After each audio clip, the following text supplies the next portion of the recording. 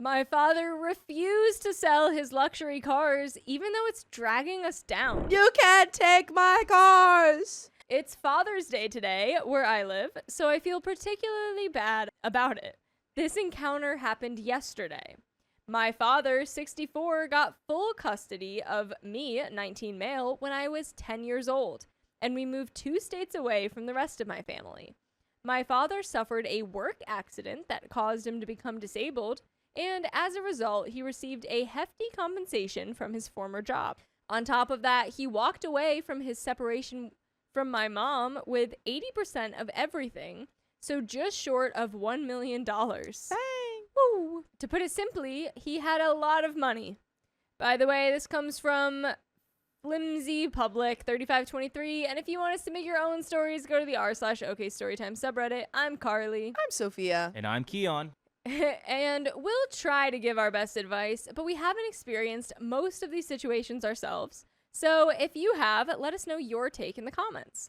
And OP says, unfortunately, he is financially irresponsible and had no money within a year. He purchased some land and began construction on a house.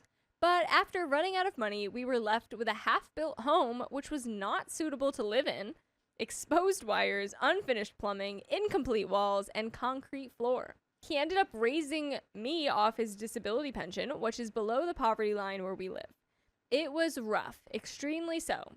We barely had food in the house most weeks, and without going into too much detail, I'm surprised I wasn't taken away by child services back then. Part of the reason he ran out of money was because he purchased 2 luxury cars. Ironically, he cannot even drive them due to his disability. What? He can't even drive them? It's just for show. Yeah. Where do you put them? I mean, I feel like at that point, get one, and if it's possible to trick it out in some way that you can drive it, like get the Sure. modifications you need, but 2? But maybe let's focus on like a house and food. Yeah. Ironically, he cannot even drive due to his disability, so they've been gathering dust in the shed since he bought them.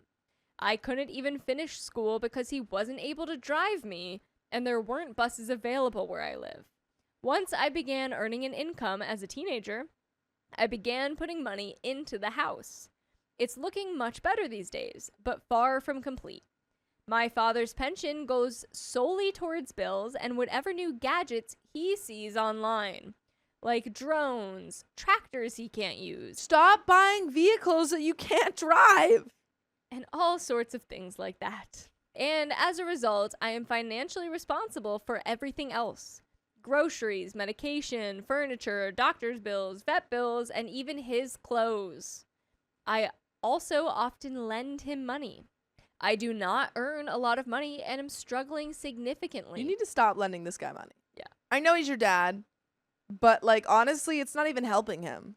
If anything, you can like buy the things that he needs Yeah. if you really want to help, but giving him the money directly is not helping him. I am also his official carer, constantly looking after him, cleaning after him, etc. And it just feels like my entire life revolves around him as if I'm his parent and not the other way around. I am just so drained, and my exhaustion reached its breaking point this week. I started having dreams where I was just breaking down, yelling at him about how it's not fair and he's a terrible father.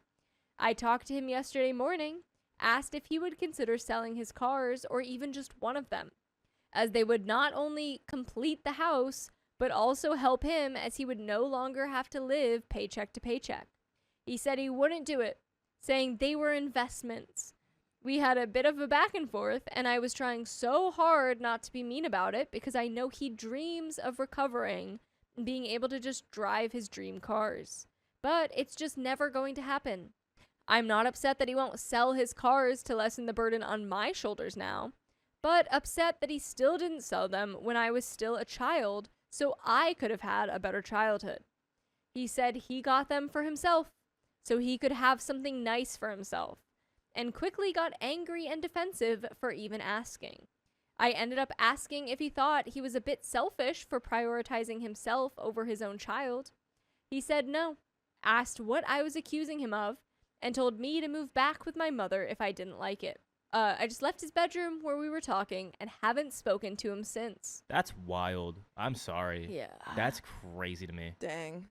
I would be like, all right, cool. Have Yeah. fun with your cars that you can't drive, and then you're going to be in cars debt. and your tractors. I was planning on getting him a Father's Day gift yesterday, but ended No. up breaking down to my girlfriend about how exhausted I was and how I didn't understand how he could be such a good person but a terrible parent. I ended up feeling guilty this morning and made a handmade card for him, which I stuck to the fridge with a magnet. He hasn't tried to speak to me. Any advice, please? Commenter 1 says, it's time to take care of yourself. You've been handling adult problems all along and didn't get to grow up as you should have. Paying bills, etc. is wrong. OP, start saving for yourself. It's obvious your dad doesn't care and it's all about him. If your dad doesn't sell the cars, it might be time to just leave. Dad can live with his stupid cars since they're more important to him than an unfinished house, bills, and mostly his son being raised and treated right. Is there any way you can just leave and be free of the major burden that isn't yours? Maybe move in with your girlfriend, get a roommate, or even see about going back to your mom or other family. Finish school, get a GED, figure out your goals and life. You don't deserve to be stuck as you are now. When your dad is not responsible, it's time to let go. Your dad will never learn financial responsibility. Comment 2 says, I'm not an expert, but if the market crashes, I would think luxury items would be less popular. Popularity and demand determine price, so prices would go down. But also, investments are something you have as an extra.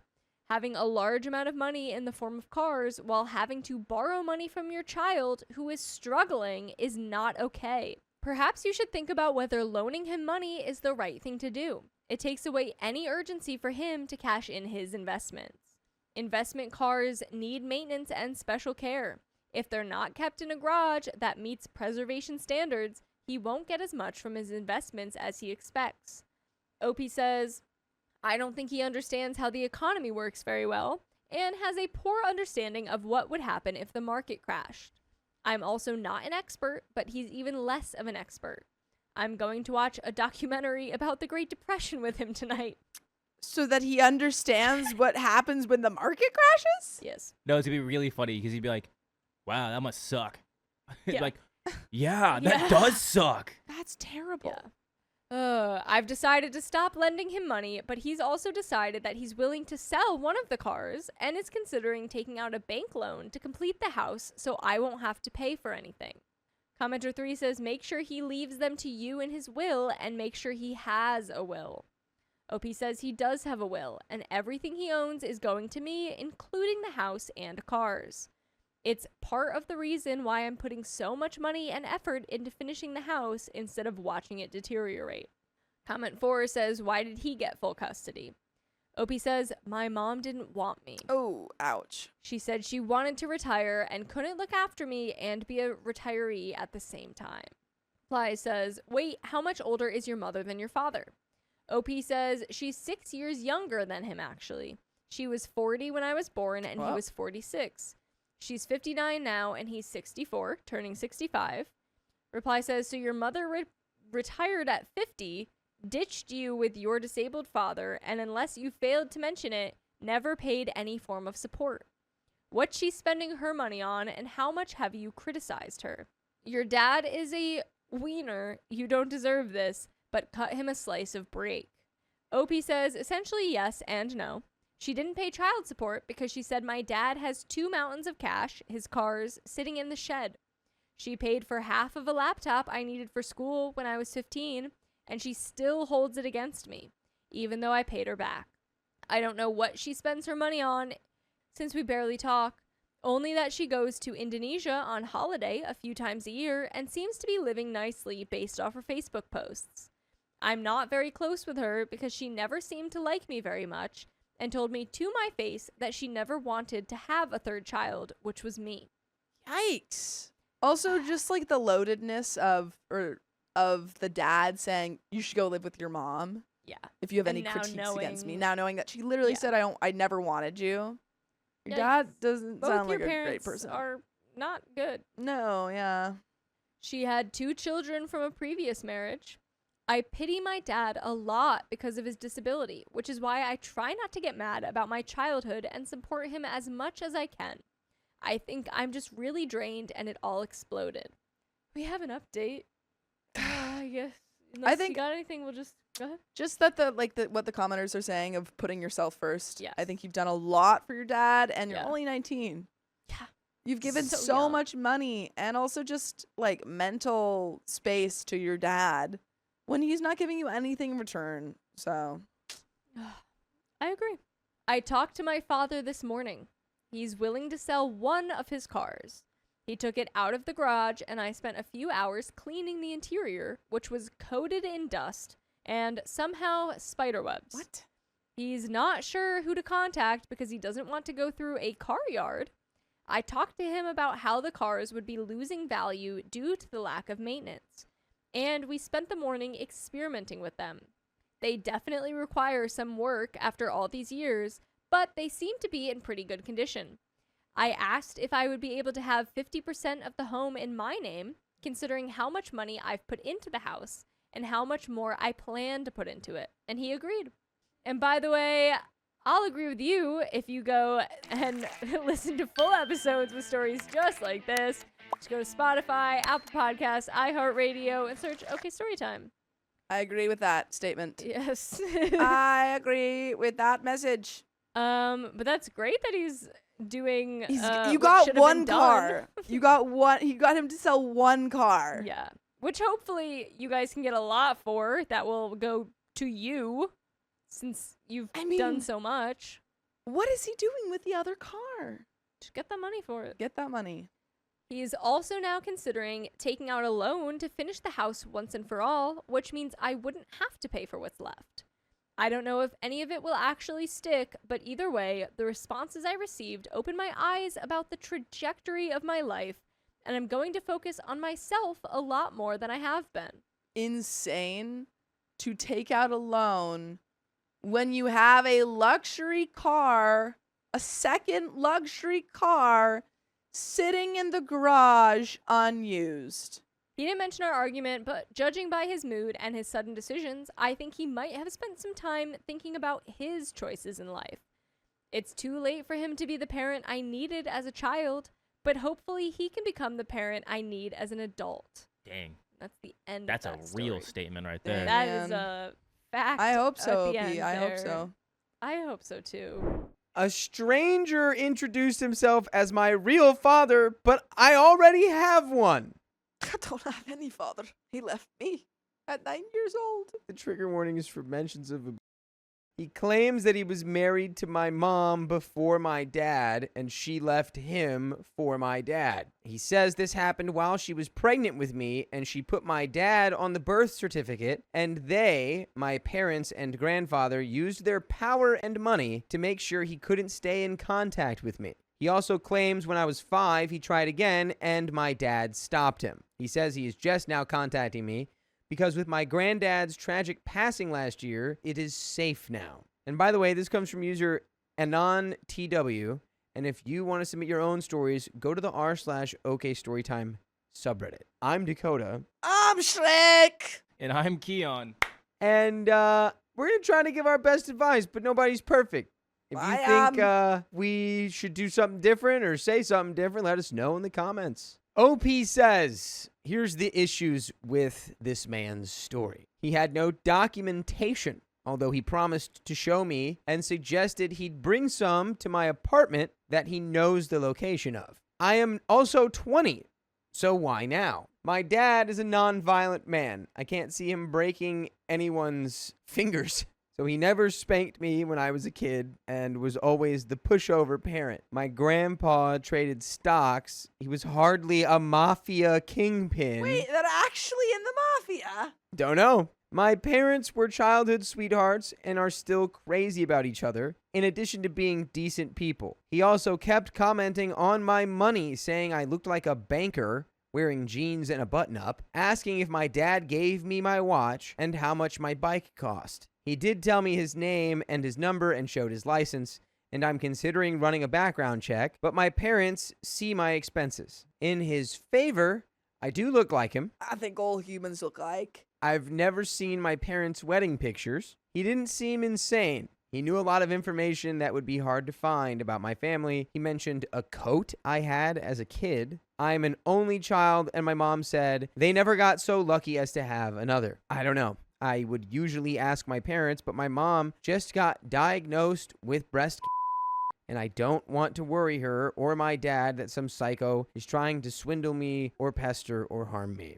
I'm sorry. Tell your parents that a man has told you he's your father. This is a real kind of getting the parents involved Real type talk. of situation. If my daughter, which I assume I have, Yeah. if my daughter... In the next movie, you for sure have a daughter in the next movie.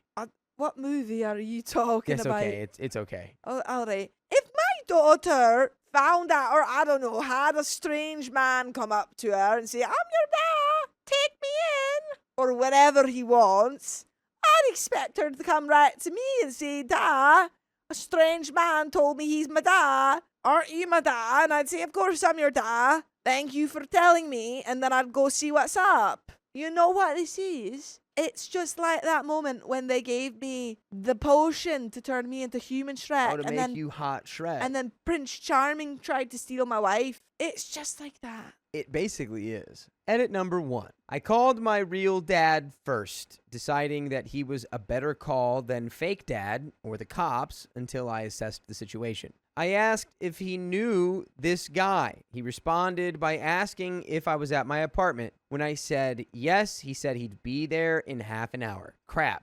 This isn't good. And there's another edit. He is my biological father. My dad and my mom showed up. He said it was more her story than his, and apparently, when they were married, he was harmful.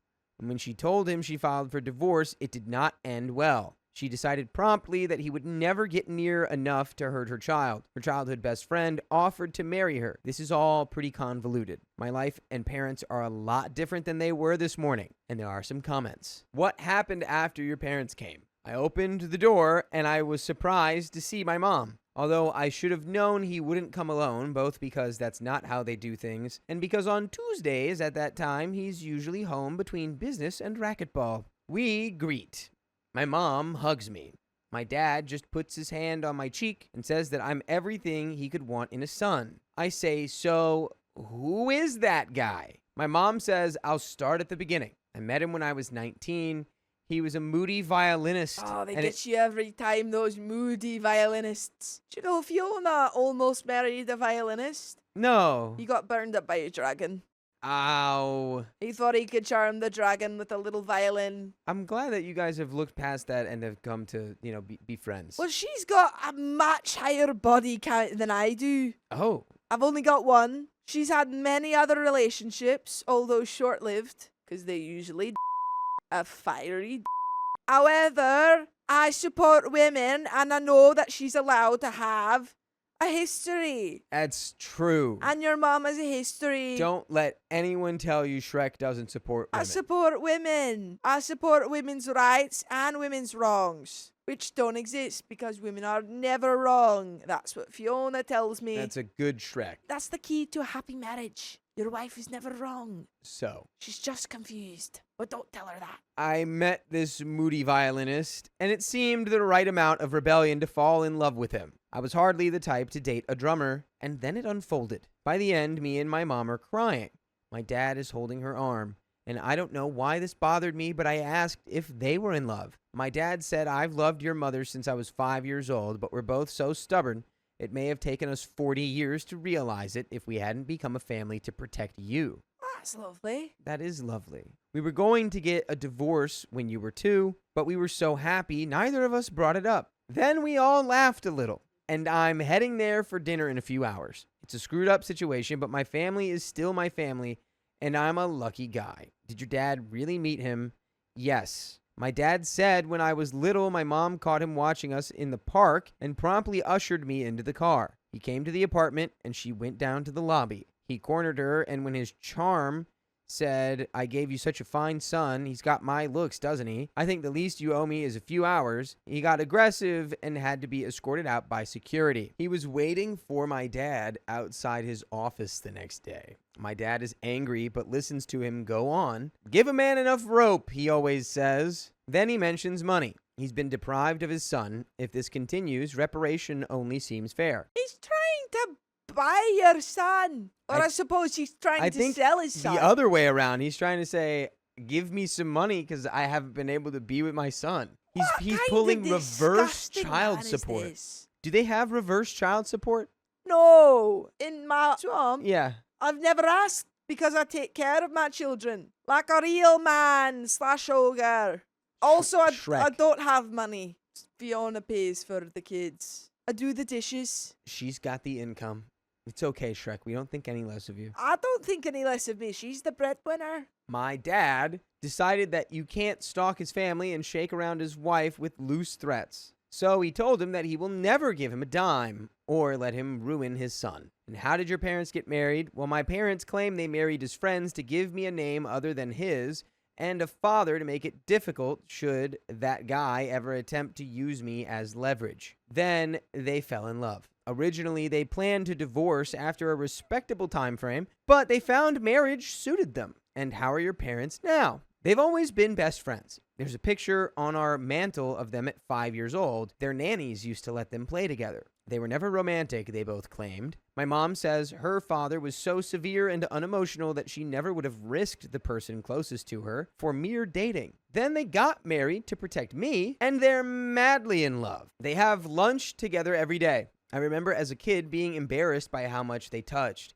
That during a sleepover, we'd walk out and they'd just be reading with his head in her lap. They are very happy. Honestly, this story seems completely out of nature for him. He's really mild-mannered and never raised a hand to me. My mom is the more serious partner. Why are there no half-siblings? Well, my dad is infertile. They tried for years to have another baby and it never happened. And there's an update. This is beautiful. Who is this man who tried to come in and ruin all of this? Because I won't tell him some strong words. I can be scary when I want to. Just because I'm married and I have 3 kids doesn't mean I can't be scary. I know how to frighten a man. Yeah, that's true. I've seen it. I've seen you put the fear in their eyes. I look at them and I say, this is the part where you run. And they run away. That's right. I'd tell that to this man and he'd run away too. I would also tell this man to run away because he's lying to you about your parents. Probably wouldn't work for you. You look too normal. I don't thank think you. you're very frightening. Thank you. You're welcome. That's a compliment for me. Well, it was an insult, but you can take it as a compliment. I'll take it as the update. Goblet. My question got an amazing amount of replies, and I appreciate it. So, not being a butt, I decided to give a final update before I go back to my usual account. After a lot of thought, I've decided that all issues aside, I simply have no interest in this man who has my jaw and some shared DNA. I'm a junior at NYU doing a dual major and overload this semester. Between that and lining up internships, I barely have time to sleep. I have a great family and couldn't ask for better. I was never the kid who wished his parents were anyone else except maybe Batman when I was 9. Shout out. I wish I had more time for them than once a week dinner and phone calls. I don't wish I had some extra father figure, and I've got enough friends. If he were a decent man, I might feel like I owe it to him, but considering the fact that his actions resulted in this, and if my mom had stayed, I would have been raised in a harmful home, likely mistreated myself. I don't feel bad about this, just relieved.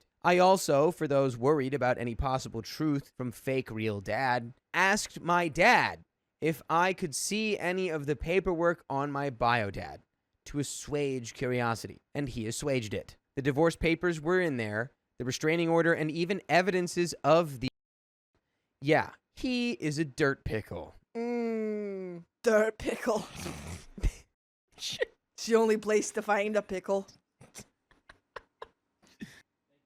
It's got you wipe off the dirt. Your swamp must be very briny and acidic. Oh, it's all vinegar.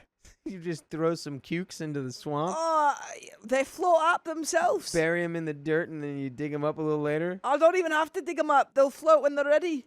That's right. That's how they work. Have you considered turning that into a business?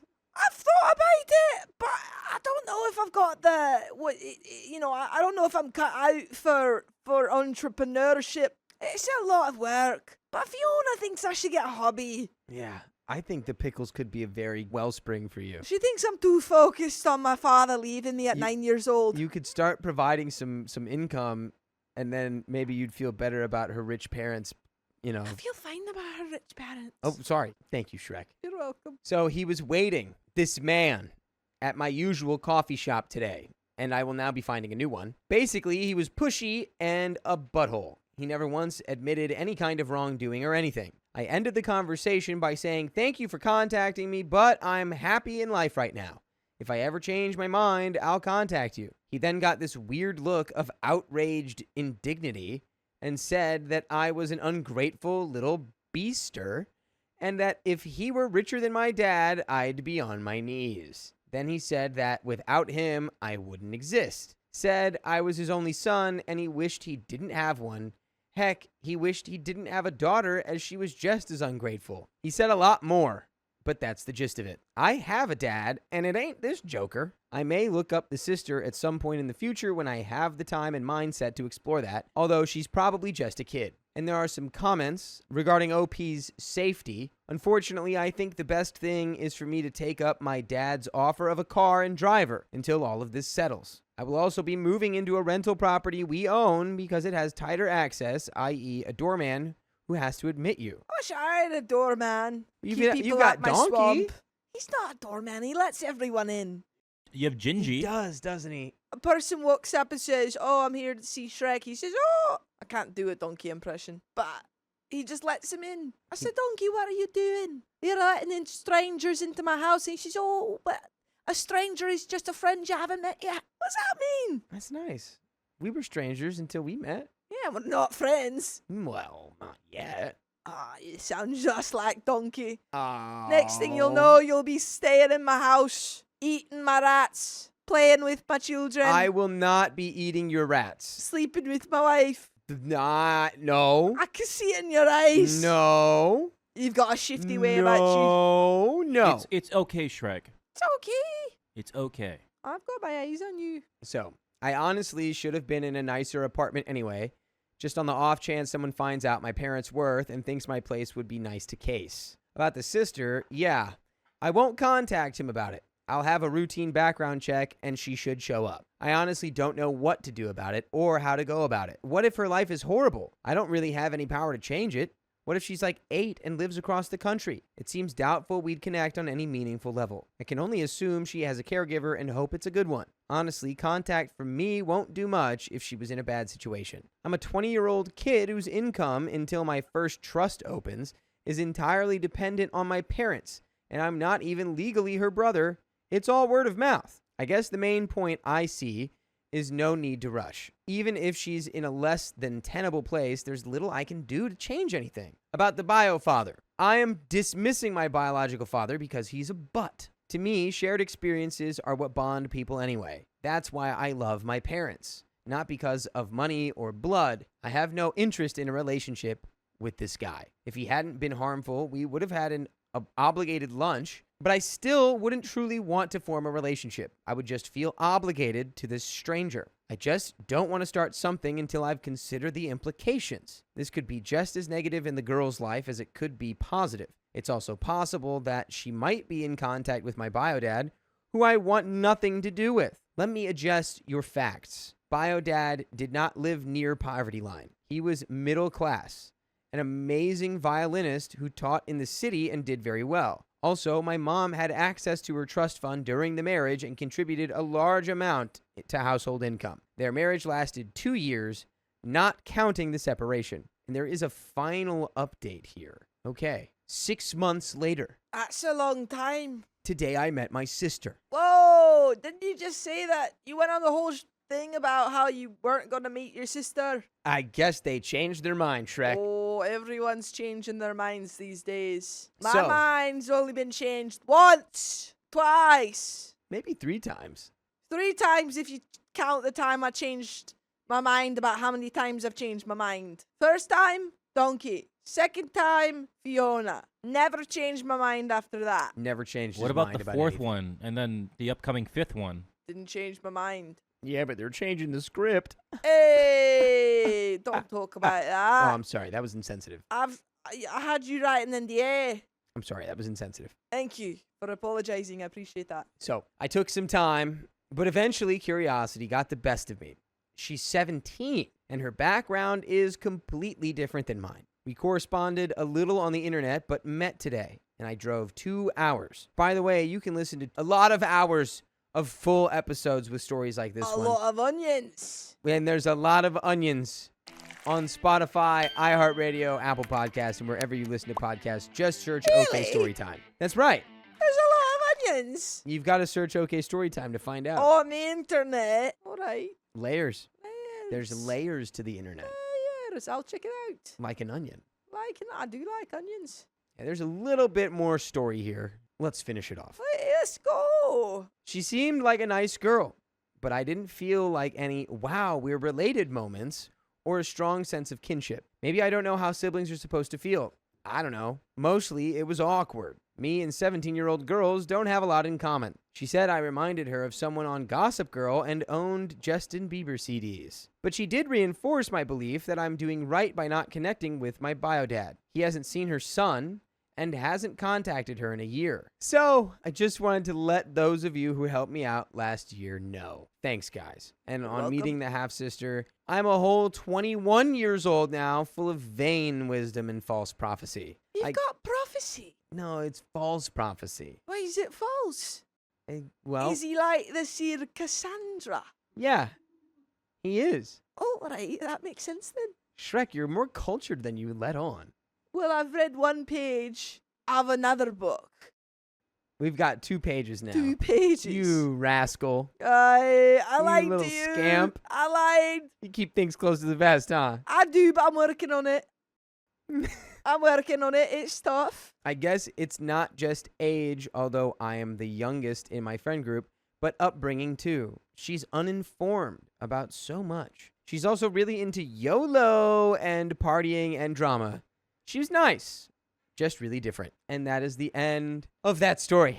I chose my father over my mother, even though he cheated. It makes it sound like your mom did something worse. I, 15 male, am the oldest of 3.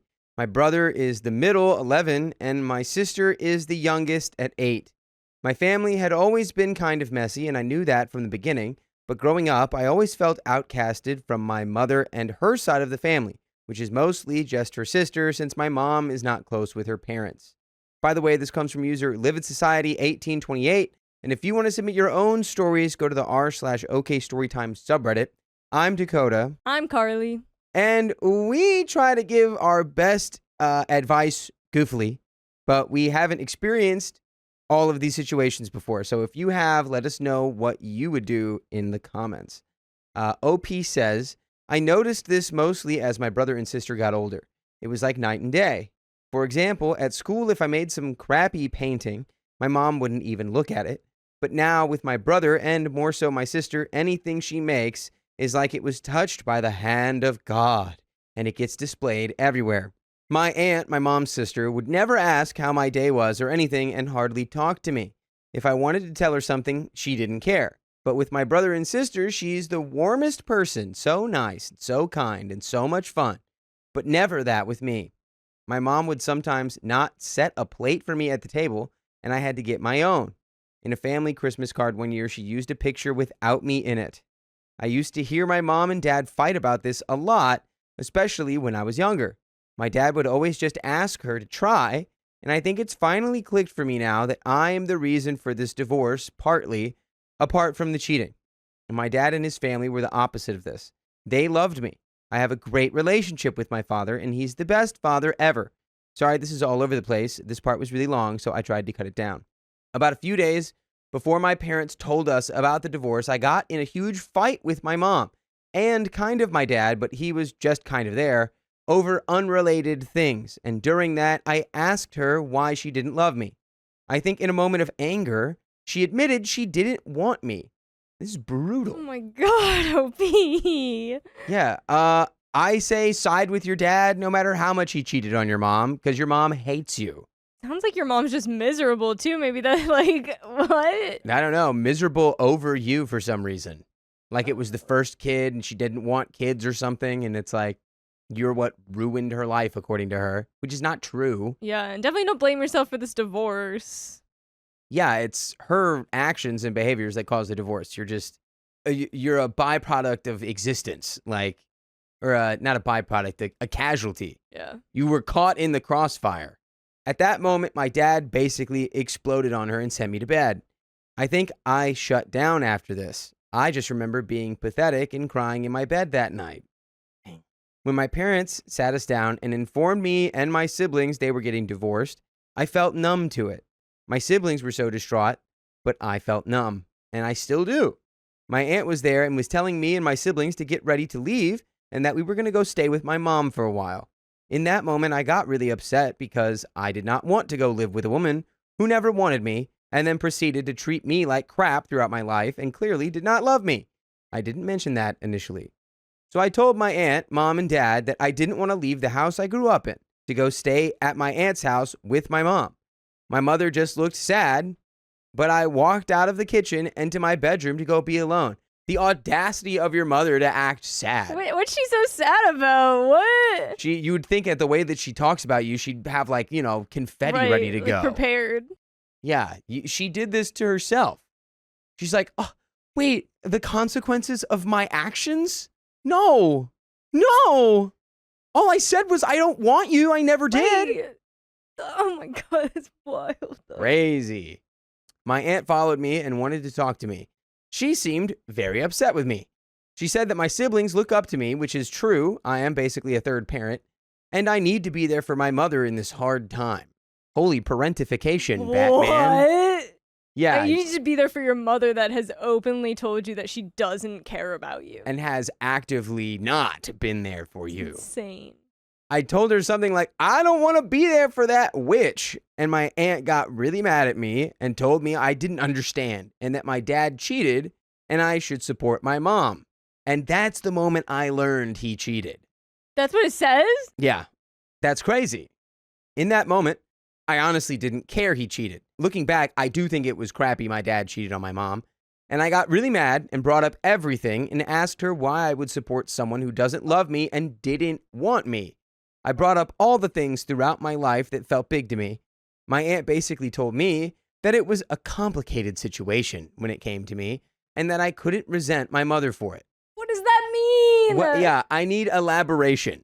You can't just drop my dad cheated and then not elaborate on why it's so complicated that my mom seems to outwardly hate me. It's just a complicated situation.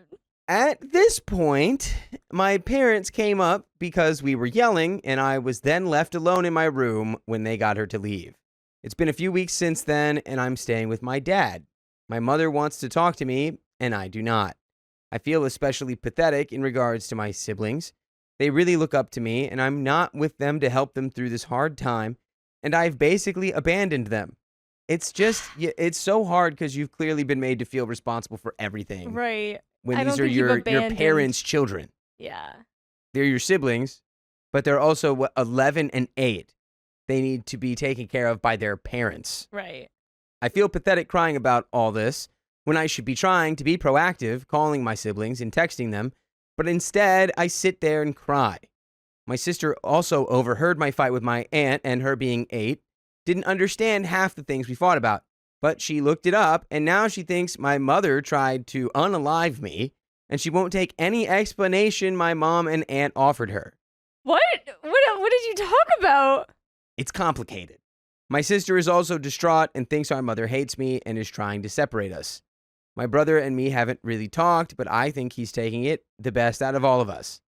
According to my dad, my mom and aunt want to explain to my sister that my mom did not try to unalive me and that my mom does not hate me.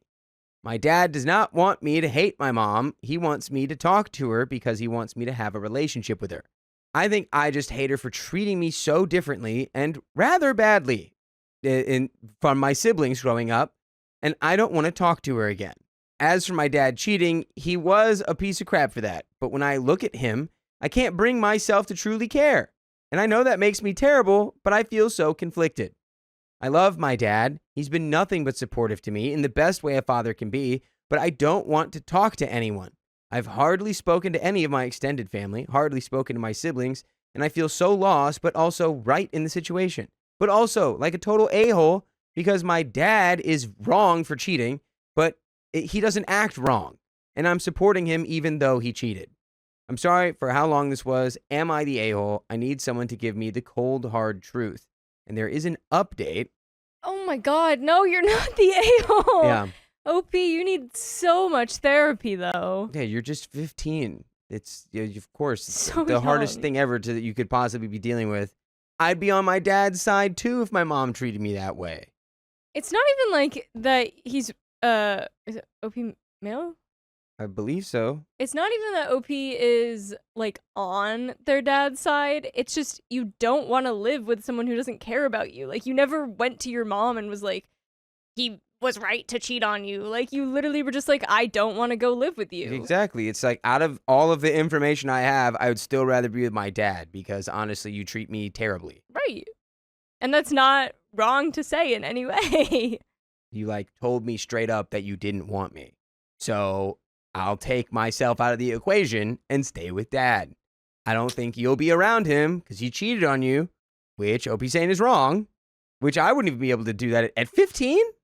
You I'd wouldn't be able to do full. what? I'd be full like scorched earth mode. But you know, whatever. It's complicated. You need that entire situation explained to you in detail, if immediately. It can't just be like, oh, you need to look past this because it's complicated. No. Explain to me why. Yeah. But there is an update. Small update from the original post. I hardly slept last night and feel terrible at school, so my dad picked me up and we went out to lunch. Then when we got home, I finally had built up enough courage to ask him questions about what was on my mind and things brought up by people in my post. The conversation was surprisingly productive and honest. I mentioned in a comment on my original post, but in my family, we never really talked about hard things or feelings. Basically, me and my dad's conversation went like this. I asked my dad about his affair partner and basically what happened there. This was something I wanted to know, but also didn't, but still decided to ask in case she would be moving in. My dad explained that his affair went on for 5 months. He felt drained with my mother and made a terrible decision. He said the affair was discovered not from my mom going through his phone or something, but him confessing. As the more it went on, the more terrible my dad felt. He felt like a terrible father coming home to his kids after cheating on their mother, as he put it.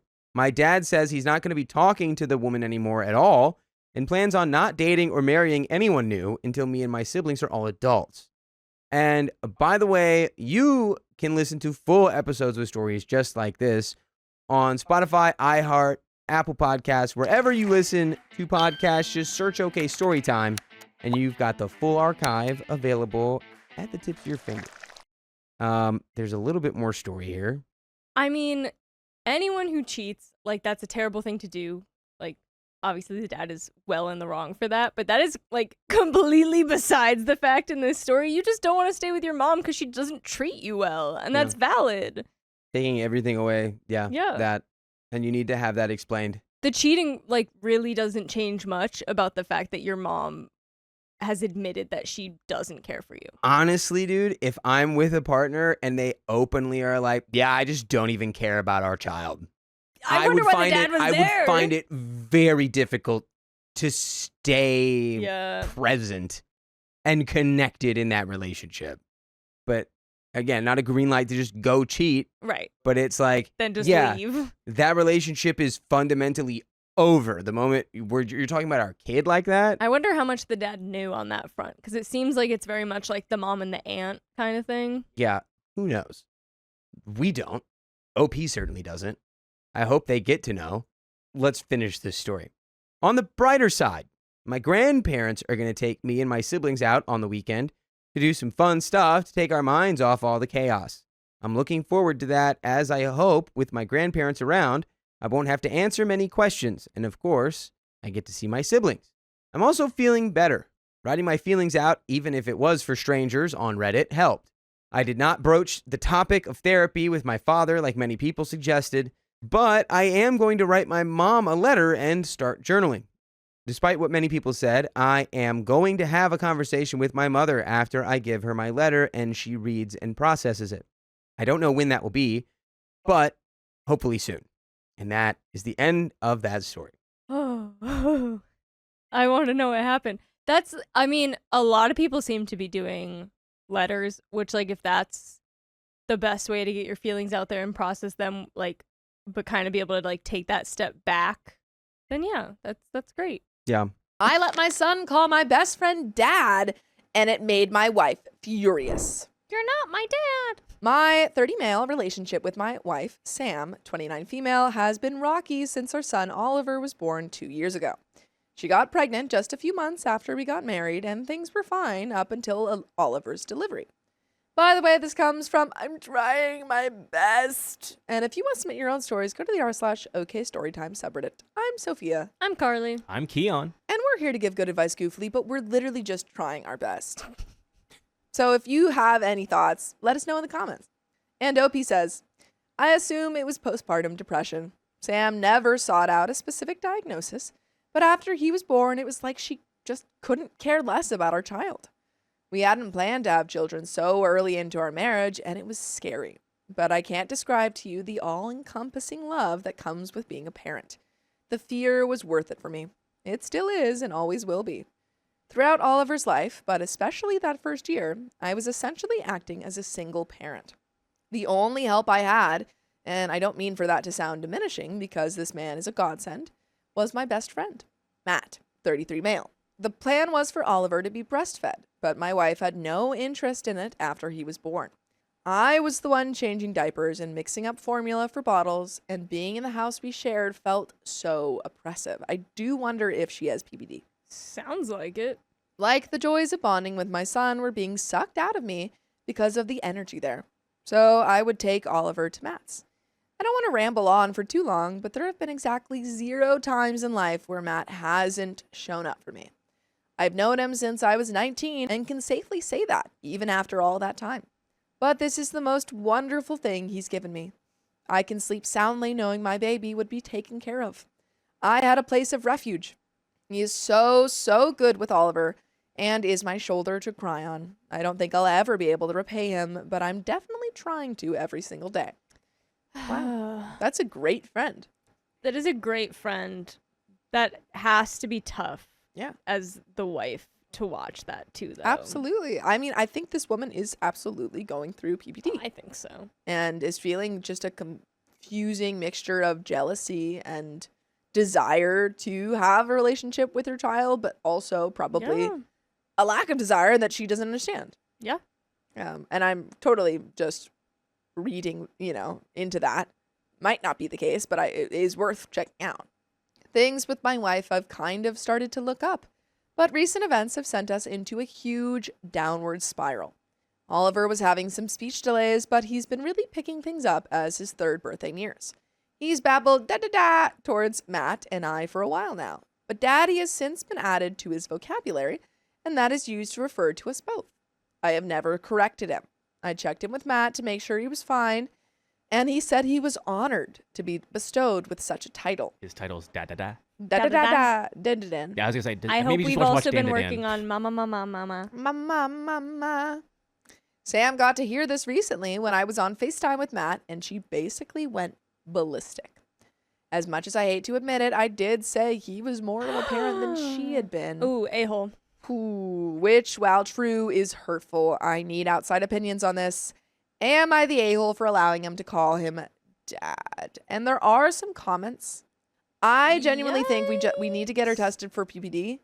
Yeah, I feel bad for her. Like, yes, Yeah. I think that... I think she needed to hear that, but I think needed to don't hear it in the context yeah. of like an actual conversation. I don't think she needed to hear that. I don't think she we needed- could have yeah. just That's why, I don't think it was like you shouldn't have said those words, but I think that she needed to hear, hey, you haven't been around for our son. We need to figure this out. Is it because of this and this? I think it also... I think more, like, in my thing, it would just be more so like, hey, I really just want to get you help kind of thing. Not even pointing that out because that's gotta hurt so bad. But And al- also, like, yeah. I don't know. I don't like that situation. Huh? I think it's fine that he's calling her dad if everybody's okay with it. But if she's Mhm. not okay with it, like, I feel Yeah. bad for her. I feel bad for everyone in the story, and I think OP is just trying to figure it out as a single dad. But he's not a single dad. But like in So practice, get your wife yes, help. exactly. I know. But I just feel like he we're just feels like immediately yeah. giving up on the wife, and he's like, I don't think so. because Yeah. she Or I don't hasn't- think that's good. She hasn't yeah. gotten like any help. Like we don't actually know that it's that. So get her help. Yeah, I think, know that you're struggling too. I know that it's a Agreed. newborn, but Matt can probably watch him while you go take your wife to get help. Yeah, I think OP has been feeling like a single dad, and this pressure has come out in like a very In a hurtful very phrase, sad way. very hurtful thing to say. I also think because of where the situation is or how the situation became and like where Sam is mentally and also in this position of like she went ballistic. Yeah. Let's she's really triggered by this. Yeah. Let me say all these things that I've been wanting to Yeah. say. Yeah, it's is not a the time to say. Not terrible, the time. I He's an agree. a-hole terrible for his time. response to that. Yeah, for sure. I would agree. I think I think that you are valid in your feelings of being like I'm not receiving help, Yeah. but also let's get her help and let's see if there's something that we can do on that end. Common One says, info, I feel like there's a lot missing from your wife's side of things. Does she literally do nothing? Does she work? Are you doing all of the doctor appointments, grocery shopping, cooking meals, housekeeping, waking up through the night for your son, getting clothes, going to the park, etc.?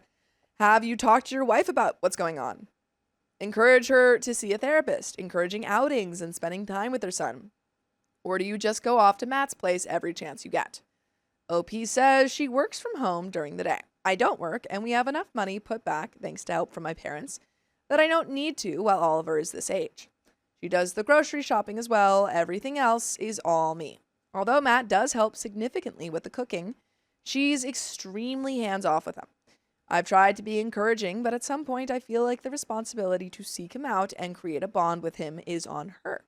I've suggested she look into things before, and she brushed me off. Which, yeah, and that's when you have to, it's no longer a suggestion. It's like, you need to hey, do no, this. we are getting you help, Yeah, actually. we have right to do now. this. This is, it can't go on like that. I feel like OP gave up on his wife too quickly. And I'm sure it's tough, though, but help her. I think, yes, 100% agree. Just to give some grace to OP. I think both of these parents need grace. I give him grace for sure. Help no. her. Just I think OP potentially does not know that these are options, and maybe hopefully these Reddit comments will be like, hey, have you checked her for PPD? Hopefully. So hopefully we'll get some help for her. Comment 2 says, I had severe PPD. It was the lowest I've ever felt in my entire life. My ex-husband was not supportive. He didn't even catch it. My mother did. Even with medication, it took me a year to feel like any semblance of myself. It's been 14 years and I'm still on medication because I fear feeling that way again. And it destroyed my marriage to have so little support from my ex. The worst part about it was how awful I felt as a mother and person because I was having trouble bonding and everyone acted like it was something that was instant. It wasn't for me. The low blow you gave her of the insult physically pained me to read. You're the a-hole for that comment. Where your wife is and what she's feeling is nowhere I'd wish on my greatest enemy. You've asked her if she wants therapy. It's time to tell her it's necessary. Agreed. Yeah. Or even to call her doctor and talk to them. If you care about your wife, have any compassion for her, or any regard for your son having a relationship with his mother, keep trying. I know you're tired, you're resentful, but please trust me that she's in a pit of despair. I think you could both use some professional help at this point. Good luck. And there is an edit. I completely agree with that comment. Yeah. Yeah.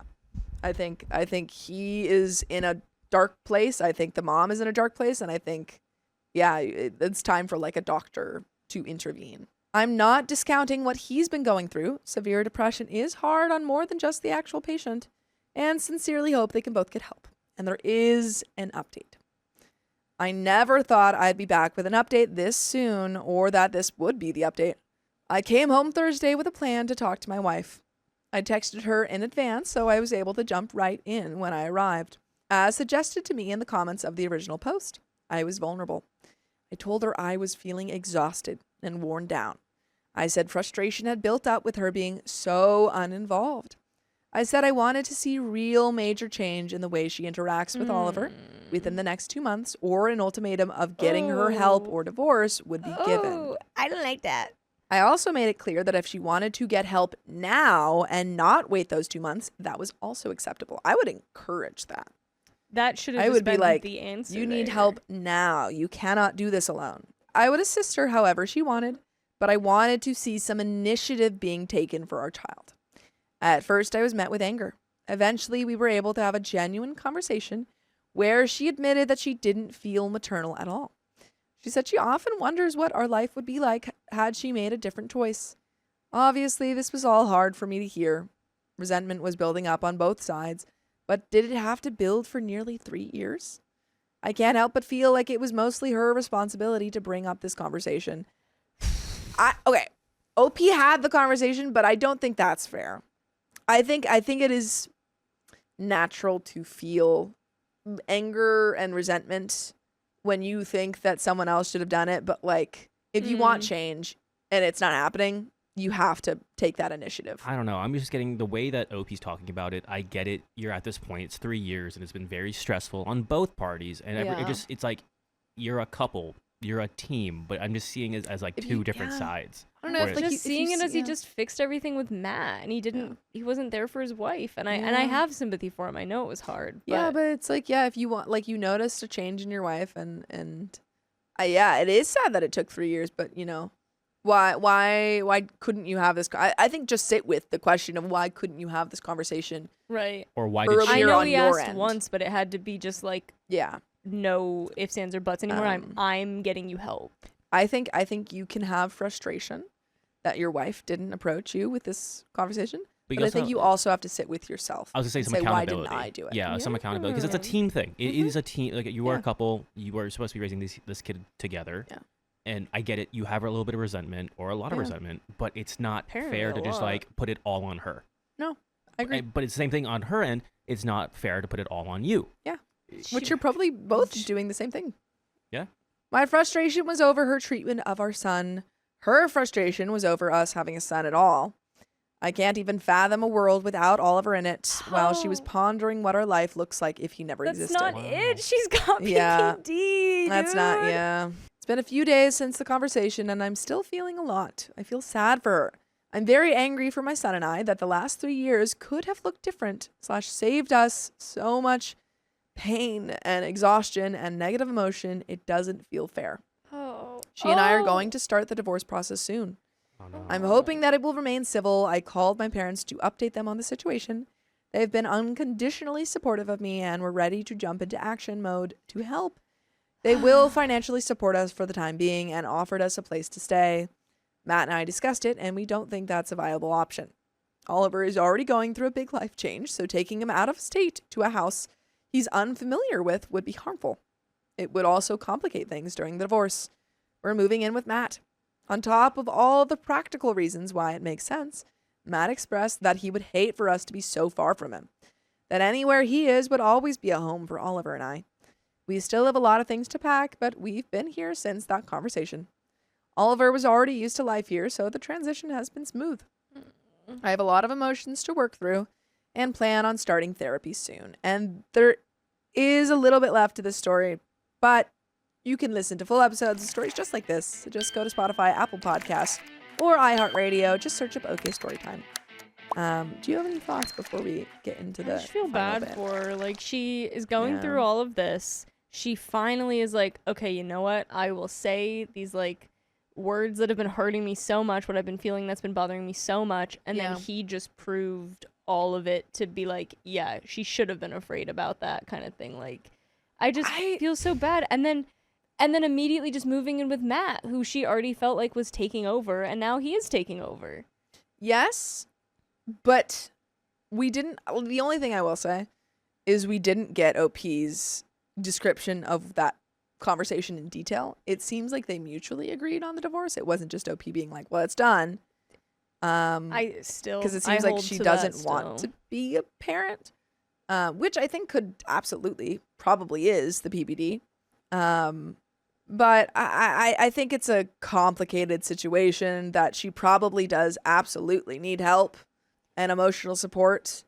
that OP is either unwilling to give or doesn't know how to give. Yeah, I feel like OP gave up years ago. Yeah, and maybe. they've just both been growing in resentment over it. Yeah. And it probably could have gotten y'all both help. Yeah. Edit, Sam has never said outright that she didn't want a child. In fact, we had conversations prior to marriage about starting a family together. It was just never planned that it would happen so early into our marriage. She was scared about having him so early, and I did my best to assuage those fears by reassuring her, but always giving the option for her to have an out should she want it. There was never the expectation put upon her that she needed to have the baby. Yeah, I didn't think there was. Yeah, I don't know. I think this was just a really, really tough situation. And I hope she gets the help she needs. My father sabotaged my food, and now it ruined my dream education. Now that's gonna leave somebody very hangry. Nice. There is a trigger warning. It is for food tampering. I, 25 male, got into this dream master's by my own effort in April, despite my health issues. The tuition for this program is actually very minimal, which is rare for an international master's program. I told everyone close to me, starting with my parents, elder brother, friends, close relatives, aunt and uncle, and some professors from my bachelor's. By the way, this comes from user Neftez20, and if you want to submit your own stories, go to the r/OKStorytime subreddit. I'm Keon. I'm Matt. We'll try to give our best advice, but we haven't experienced most of these situations ourselves. So, if you have, let us know in the comments. OP says, my dad, 60 male, was initially open to me going there, but changed his decision soon after talking to my brother. He told me how likely he would not be able to sponsor my master's. So I applied to a scholarship and was following up on it. I also applied for an education loan. My elder brother, 30 male, was totally against it, saying he didn't like it and even asked, are you going to beg in that country after doing this degree? My mom and relatives on her side, granny, aunt, uncle, were overjoyed and loved that I was able to get into this master's. My professors and other professionals in my field told me it was a great opportunity that would benefit my career. I was working through all the administrative process by myself until today. My mom and relatives provided moral support during this time and also tried to explain to my dad and brother this was a good opportunity for me. Yesterday, my brother showed up unannounced at our home and made my mom stay at my granny's house, saying that he and my dad wanted to talk to me alone. They told me I was wrong to inform my close relatives about this master's and demanded me to update them on the process. I told them everything, including the education loan and scholarship I had applied for. They started nitpicking the course details, trying to find any fault in the program, but everything was well detailed and had no issue. Then they told me whatever I had done was useless and that I had achieved nothing in the past 2 months. Talk about supportive relatives there. They said I would not realistically get the scholarship or loan, and that they had no money to spare for my studies. They made it clear they would not help in any process further, but still wanted daily updates. They also demanded that I forward all the emails I received from the loan, scholarship, or university to both of them. Instead, they wanted me to do a master's in this state in the next cycle or year. They told me to stop living in a dream and accused me of being selfish for not thinking of the family. So, am I the a-hole for not giving updates or not letting them interfere in the process after this incident? And there's some context here, but Matt, what do you think? Is OP an a-hole for not trying to, not letting them, be involved in the updates after all of this? If you were told, hey, we're not going to support your dreams, we don't like what you're doing, but keep us in the loop and make sure you forward everything that you get for your information or any information on your master's loans, you have to forward it to us. I'm going to give my answer in Spanish. No. Oh, he's multilingual. Look at us. We're two Filipino boys who can't really... But we do know that at least there's something weird going with this family. Yeah, that's something we do know. Yeah. And here's some context. So, OP says, for context, I was lucky to have completed my bachelor's with almost full scholarship, with only minor expenses covered by my dad. I had to move back to my parents' place, and the money I saved was spent on recent medical expenses. I made it very clear that I wanted to do my master's in this field.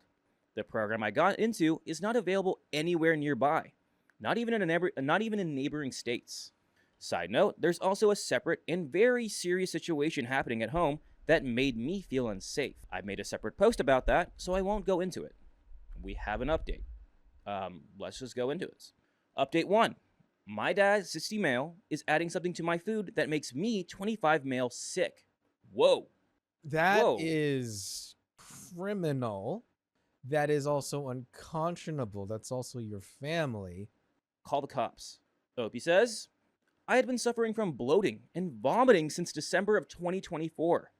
After 4 months of consulting 5 different physicians, including a gastro, 3 endoscopies,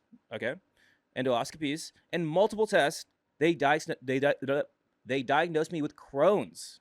Whoa. With a structure at the junction of the duodenum, yeah? Duodenum, I think. Duodenum, thank you. Duodenum, it's the same thing. It's Duodenum. And the jejunum. I know the jejunum. Okay. Interesting. There's a lot of lingo out there. For our medical field people, you probably know this. For our non, you may want to look this up. I might be Filipino, but I'm not a nurse. We're not nurses. Oh, man. That's a first. 2 Filipinos in a room. Neither is a nurse. That's okay. After the diagnosis, I found that I had become intolerant to rice and potatoes. My mom and grandmother understood the disease after I explained it, but my dad's opinion was that it was not a disease and said, it's all because you ate a lot of lemons 3 years ago. After completing the meds and avoiding the trigger foods, I went back into remission. Around 2 weeks back, I had a flare-up that kept worsening every day. My mom and I saw my dad adding something like powder to the milk before I drank it.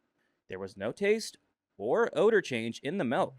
We also suspected he was adding something to the salt and sugar in the kitchen. So, I stayed at my granny's place for a few days.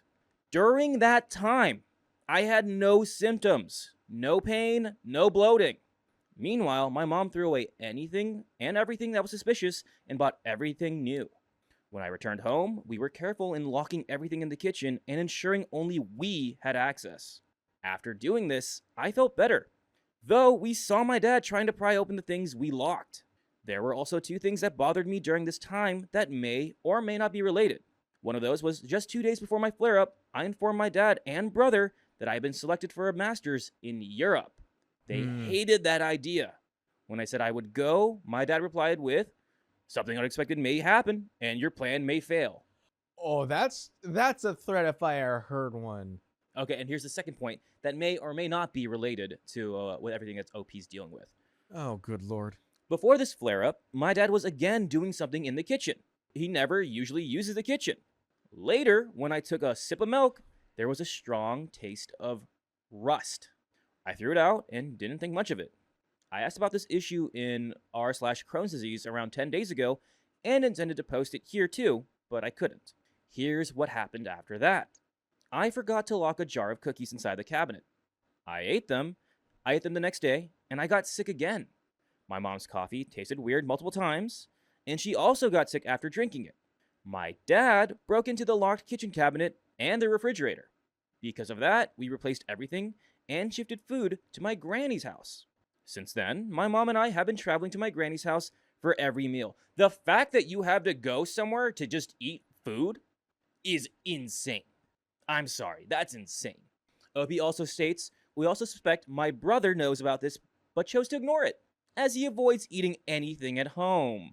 Cops now. I'm calling the cops. We are taking careful steps to confirm these.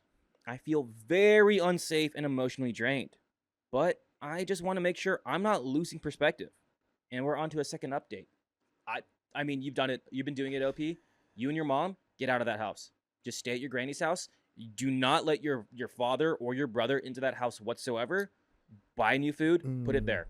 No, that's it. Here's what you do, because you're suspecting it now. You can't prove it, but you're suspecting it. What you do is you buy food, right? You leave it out. You let your dad do his thing. You do it for a couple of different things, and you get them tested. You get them tested to see what's been put in them. There are certain things that shouldn't have rice and potatoes in them. Milk should not have potatoes in it. Cookies should not have potatoes in it. A lot of things don't have rice and potatoes in them. So You slowly, you kind of have foods out. You get them tested. You see if there's a common thing in there. And if testing is too hard or takes too long, here's what I would do. Mm-hmm.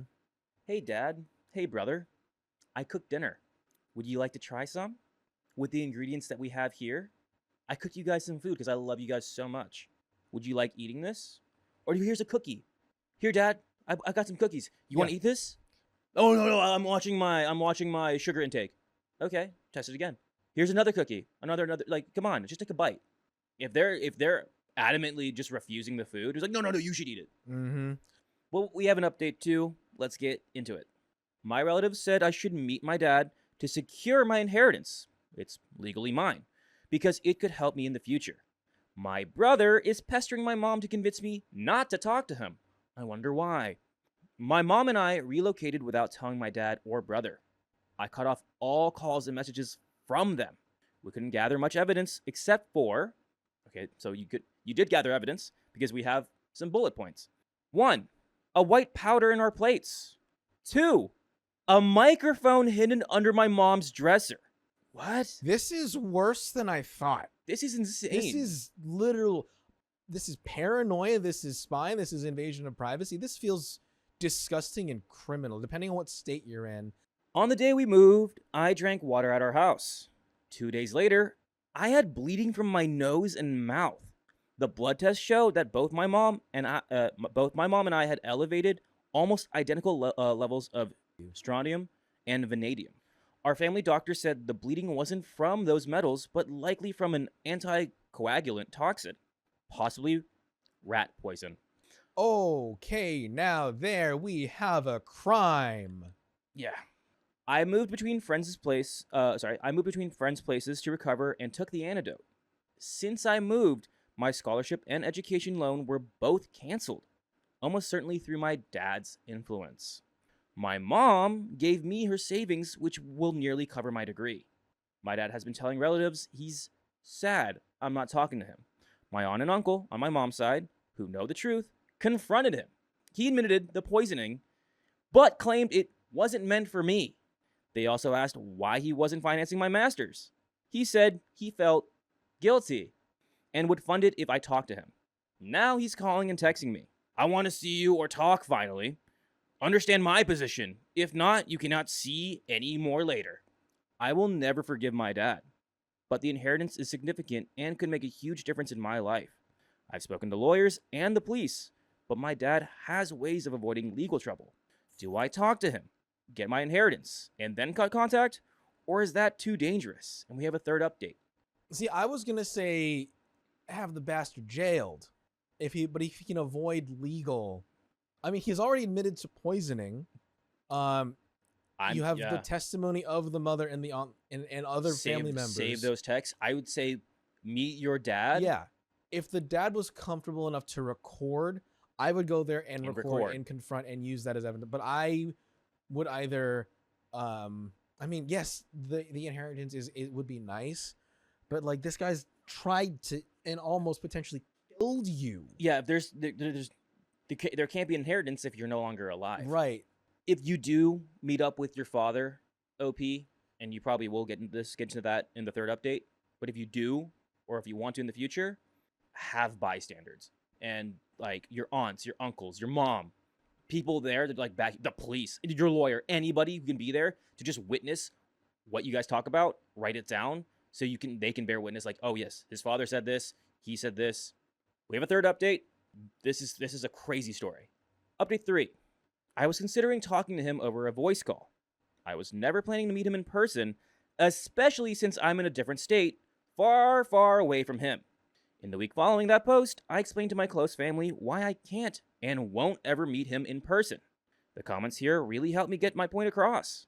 We agree that if he ever pesters my aunt's family again, they'll call me and I'll tell him directly that he poisoned me, then cut the call. Not long after, my dad, Homan, called my brother, Brad, and cried that he was wronged. Brad then traveled to my city and spent 2 days arguing with my mom, my granny, and my aunt's family.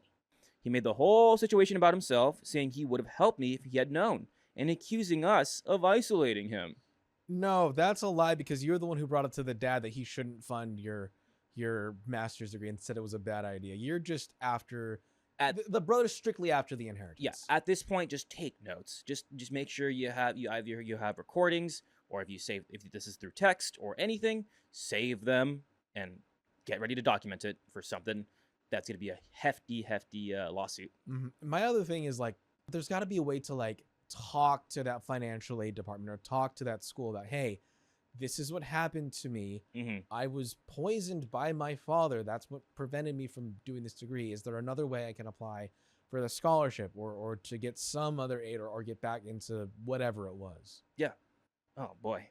My brother even went so far as to say the doctors don't know anything about poison, claiming they were exaggerating because they probably didn't study properly in med school. He also tried to see the evidence, but my family told him that everything was with me.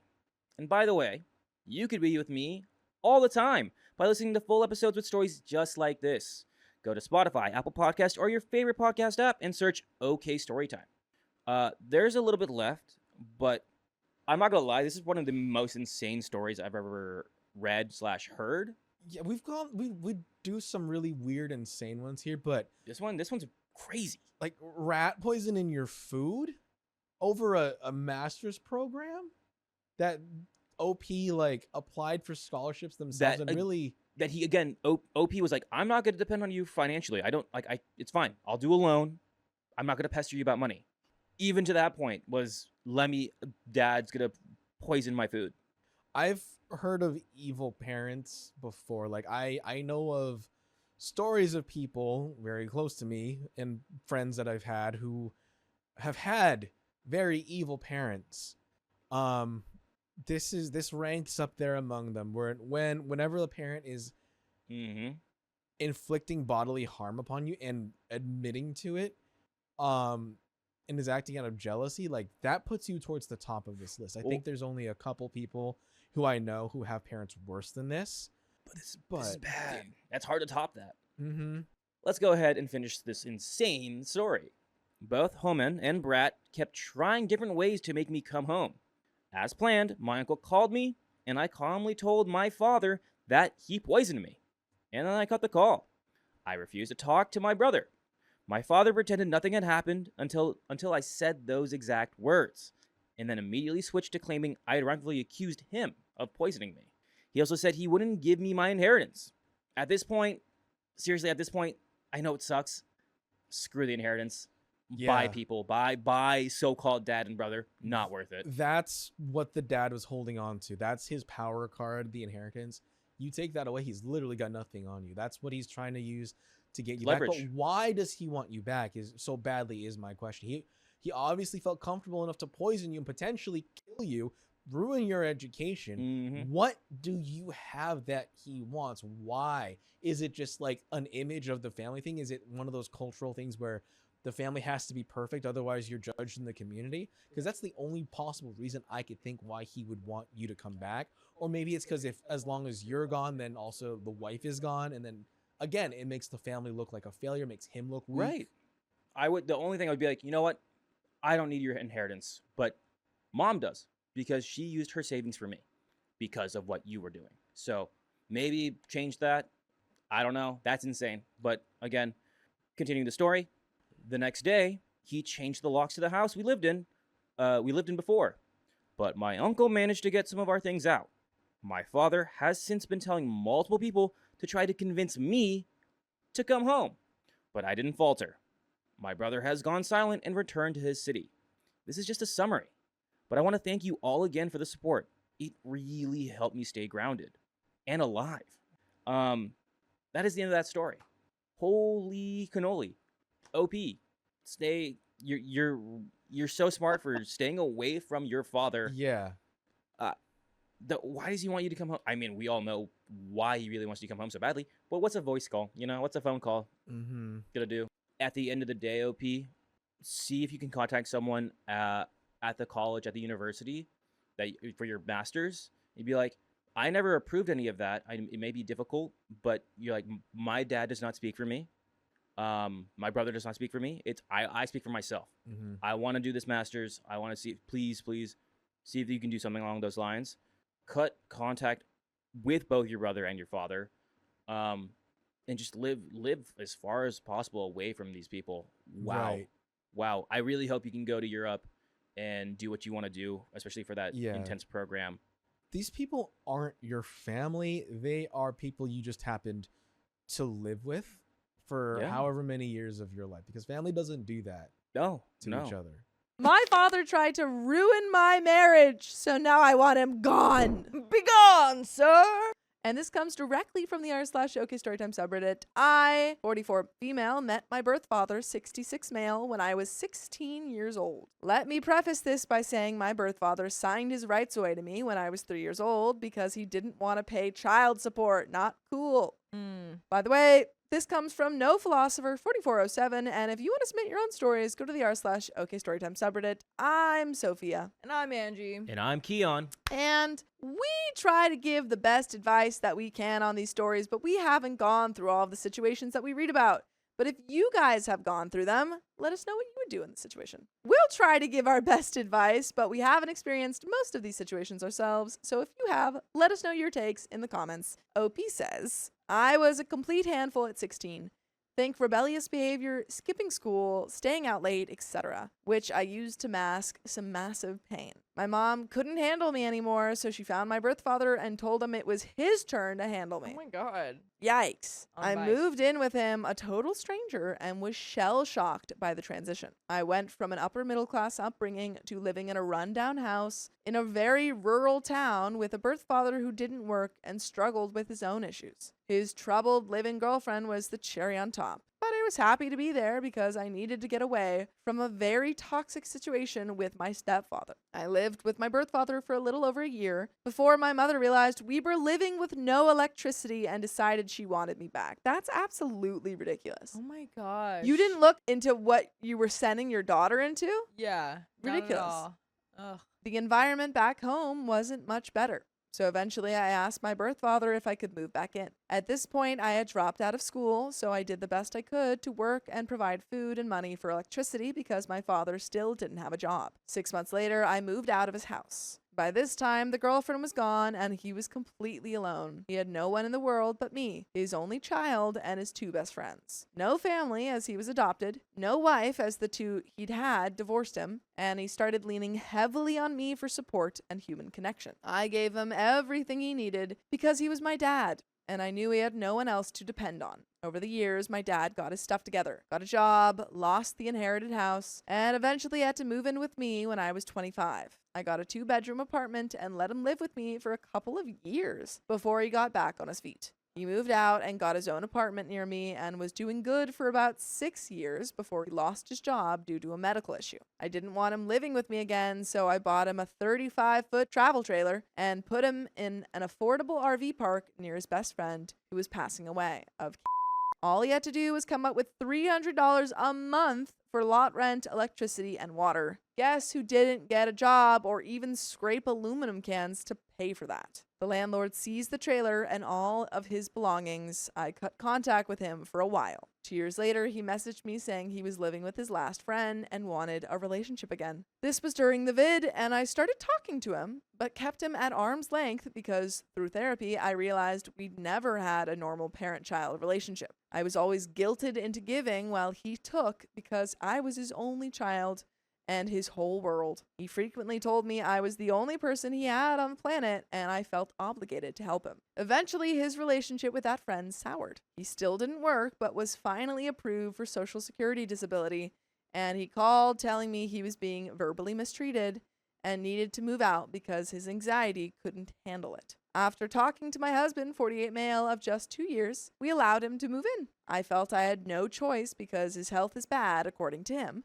and he had too much anxiety to function. Mind you, this man is 62 at the time, not old, and certainly able to take care of himself, but he laid the guilt on thick. Well, it feels like he's relied on you kind of your whole life.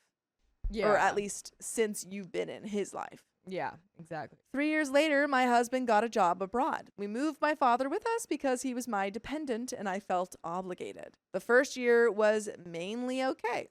He kept to himself, but his demands on me slowly increased. I ended up doing absolutely everything. grocery shopping, making his doctor appointments, taking him to appointments, getting his meds, getting him cigs, and everything else he wanted. I worked 2 jobs by choice, but I worked a lot. My husband does too. My father's behavior went from asking me to run errands to demanding I do them. This got old fast. I started resenting him and being short whenever I saw him, which was all the time because he constantly tried to talk to me, demanding my time when I got off work when I just wanted to relax with my husband, asking me to go to the store for the 3rd time that week. My father is on disability, but he's not that disabled.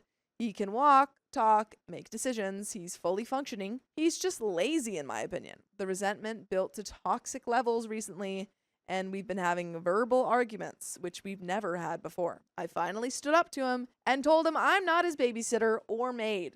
He didn't take me telling him to take a taxi or Uber to the store and handle his own business. Well, he went on about how I was supposed to take care of him and that he doesn't know how to do things himself. Why not, like, call a taxi with the phone I pay for Oh my or gosh. navigate around? Hello, Google Maps? There's so much technology for this exact purpose. It's to help you. You can watch YouTube videos about how to use technology. Yeah. I snapped and told him I never agreed to become his caretaker, that I opened my home for him to live in, but I was done being taken advantage of and guilted into doing everything for him. I laughed in his face when he told me he's taken care of me for years and I owe him. He didn't handle me laughing well and got very angry with me. A month later, we got into another huge blow up because my husband told him he had to move out because of the hostile way he treats me, that living in this toxic environment is no good for anyone. My father smiles at me and says, "What would your husband say if I told him what I knew?" My husband immediately asks what he's talking about, and my father just stares at me with this evil smile. I'm feeling froggy at this point. Froggy? I don't know. What does that It's mean? supposed to be foggy? I don't know. I don't know. And said, "Tell my husband whatever you want, but you'll be out of my house today." My husband is confused and so am I, but my father goes back to his room without saying anything. I think he was just trying to stir the pot. I think so too. I don't think he actually had anything to say. That's think he's so just trying to- wild. Hurt your relationship. Yeah. But then he's like looking at you in some way of Yeah. like, oh, I I'll better not tell tell him. your husband. Tell him what? Yeah, go ahead. Say it in front of me because I don't know what you're talking about. Whitney Anderson says, nope, it's froggy means like ready to pounce. Like jumpy. That's just too. I feel like I would be like, I'm feeling really panthery. Yeah, like, or I'm like catty. feeling like a cat. yeah. My husband begged me to keep the door open so he could monitor what was going on, just in case he needed to come help me if my dad got upset. When I sat down to talk to him, I asked him what he meant about telling my husband something. He said that he would tell my husband that I've been sleeping with my male best friend and that he recorded proof on his phone. I was actually shocked by his words. First, I've never done anything with my male bestie. And second, what is he talking about having a video? My husband came barging in the room and demanded to see my father's cell phone as he heard the whole conversation from nearby. My father refused to hand over the phone, and it got tense for a bit as my husband lost his temper and demanded it. He finally handed over the cell phone, and my husband rushed out of the room. I followed, kind of in a panic, because my husband is the most mellow, non-confrontational person on the planet, and I'd never seen him lose it before. He tried to access the phone, but it was password protected. I spent the next few minutes trying to calm him down and reassure him that I never cheated on him. After he calmed down, I told him I'd get the phone unlocked and went back to my father's room to demand the code. After threatening to throw him out of my house right that second and never look back, he gave me the password.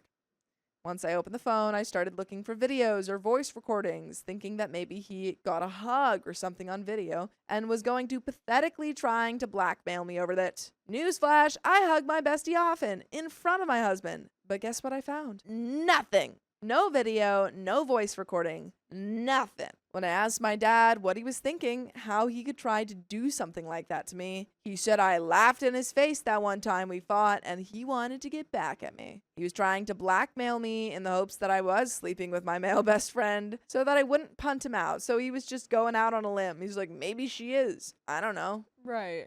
She's like, I'm bored. I don't work.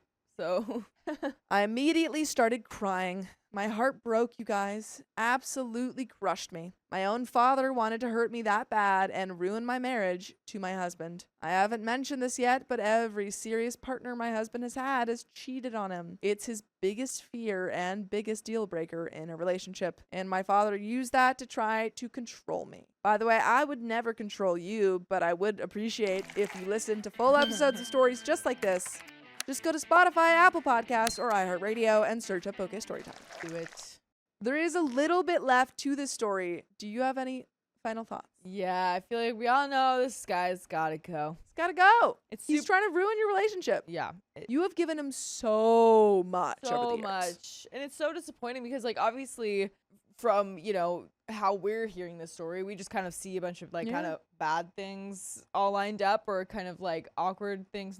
We don't see any of the good stuff, really. So it's a lot easier for us to just be like, yeah, just him out. Just, like, get him out of there. Yeah. But, you know, that must be so disappointing that you've given him all these chances. It's not for nothing, you know. You did that for a reason. And then he's just completely going against you here. Yeah. But there is a little bit left. So that happened 2 days ago, and I'm still shell-shocked. I'm still trying to deal with the viciousness and the hurt he's caused both my husband and me. I want my father out of my house immediately, but he legitimately has nowhere to go. He should have thought about that. Yeah. You should have thought about that. No friends, no savings, no family, just a monthly $1,800 social security check. Well, then he's fine. Yeah. I want to completely wash my hands of this man and never speak to him again. But on the other hand, I know he has no one but me on earth, and that comes with a lot of guilt. Would I be wrong if I bought him a one-way ticket back to the States and completely washed my hands of him? I don't want to help him find a place to live because I'm sick and tired of doing absolutely everything for him. I just want him gone. That is the end of that story. My father disguises his hurtful comments as jokes. You're so funny. There's a trigger warning here for emotional abuse. My family dynamic has always been a bit odd. My parents, 60 male and 65 female, and I aren't super close, and we've never been in a very openly affectionate family, which is fine. I do believe my parents love me and care for me in their own way, and they've been very financially supportive. They helped my partner, male, 24, and I with buying a house by signing for the mortgage. Oh my God. And by the way, yeah, that's a big deal. By the way, this comes from user Crazy Bree Lady. And if you want to submit your own stories, go to the r/OK Storytime subreddit. And OP says, we're not here because my parents are such lovely people, though. No. We're here because my dad is a bully. I have a long history of friction with my dad. He grew up in a poor household and still carries shame, insecurity, and resentment from that into adulthood, which translates into looking down his nose at others outside of his work circles. Dude, I've been at the receiving end of this. What, just the guy who's like, back in my, didn't have no handouts, and back in my day, I had to freaking wrestle bears for 20 cents. As a guy that runs off of words of affirmation, getting this guy to tell me a good job was as if he was shooting his own foot, and he couldn't do it. Just pulling teeth. It could have been better.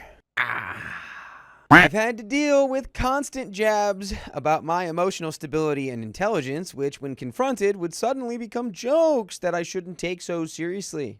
If I pushed it because I was just called a hysterical twit to my face by my father, his mocking laughter would change to anger, and I would be told I was being dramatic and needed to stop being hysterical. It's a dance we've performed hundreds of times. I might hit you with maybe a little bit of cold water here. It takes two to tango, my guy. I understand your dad's being immature and joking and poking at you, but guess what? You just stop acknowledging that conversation. You know what sucks? If you throw it back at him, he's going to be so offended. He cannot take it. Right. That's why you just don't. You just in one ear, out the other. And when you stop reacting, he'll stop doing it. Hundreds of times is too many times to not get that. But it's hard with family. When I started standing up for myself more, he began acting like I was volatile and would tell people that I was very feisty and opinionated. You'll want to tread carefully or she might suddenly bite your head off.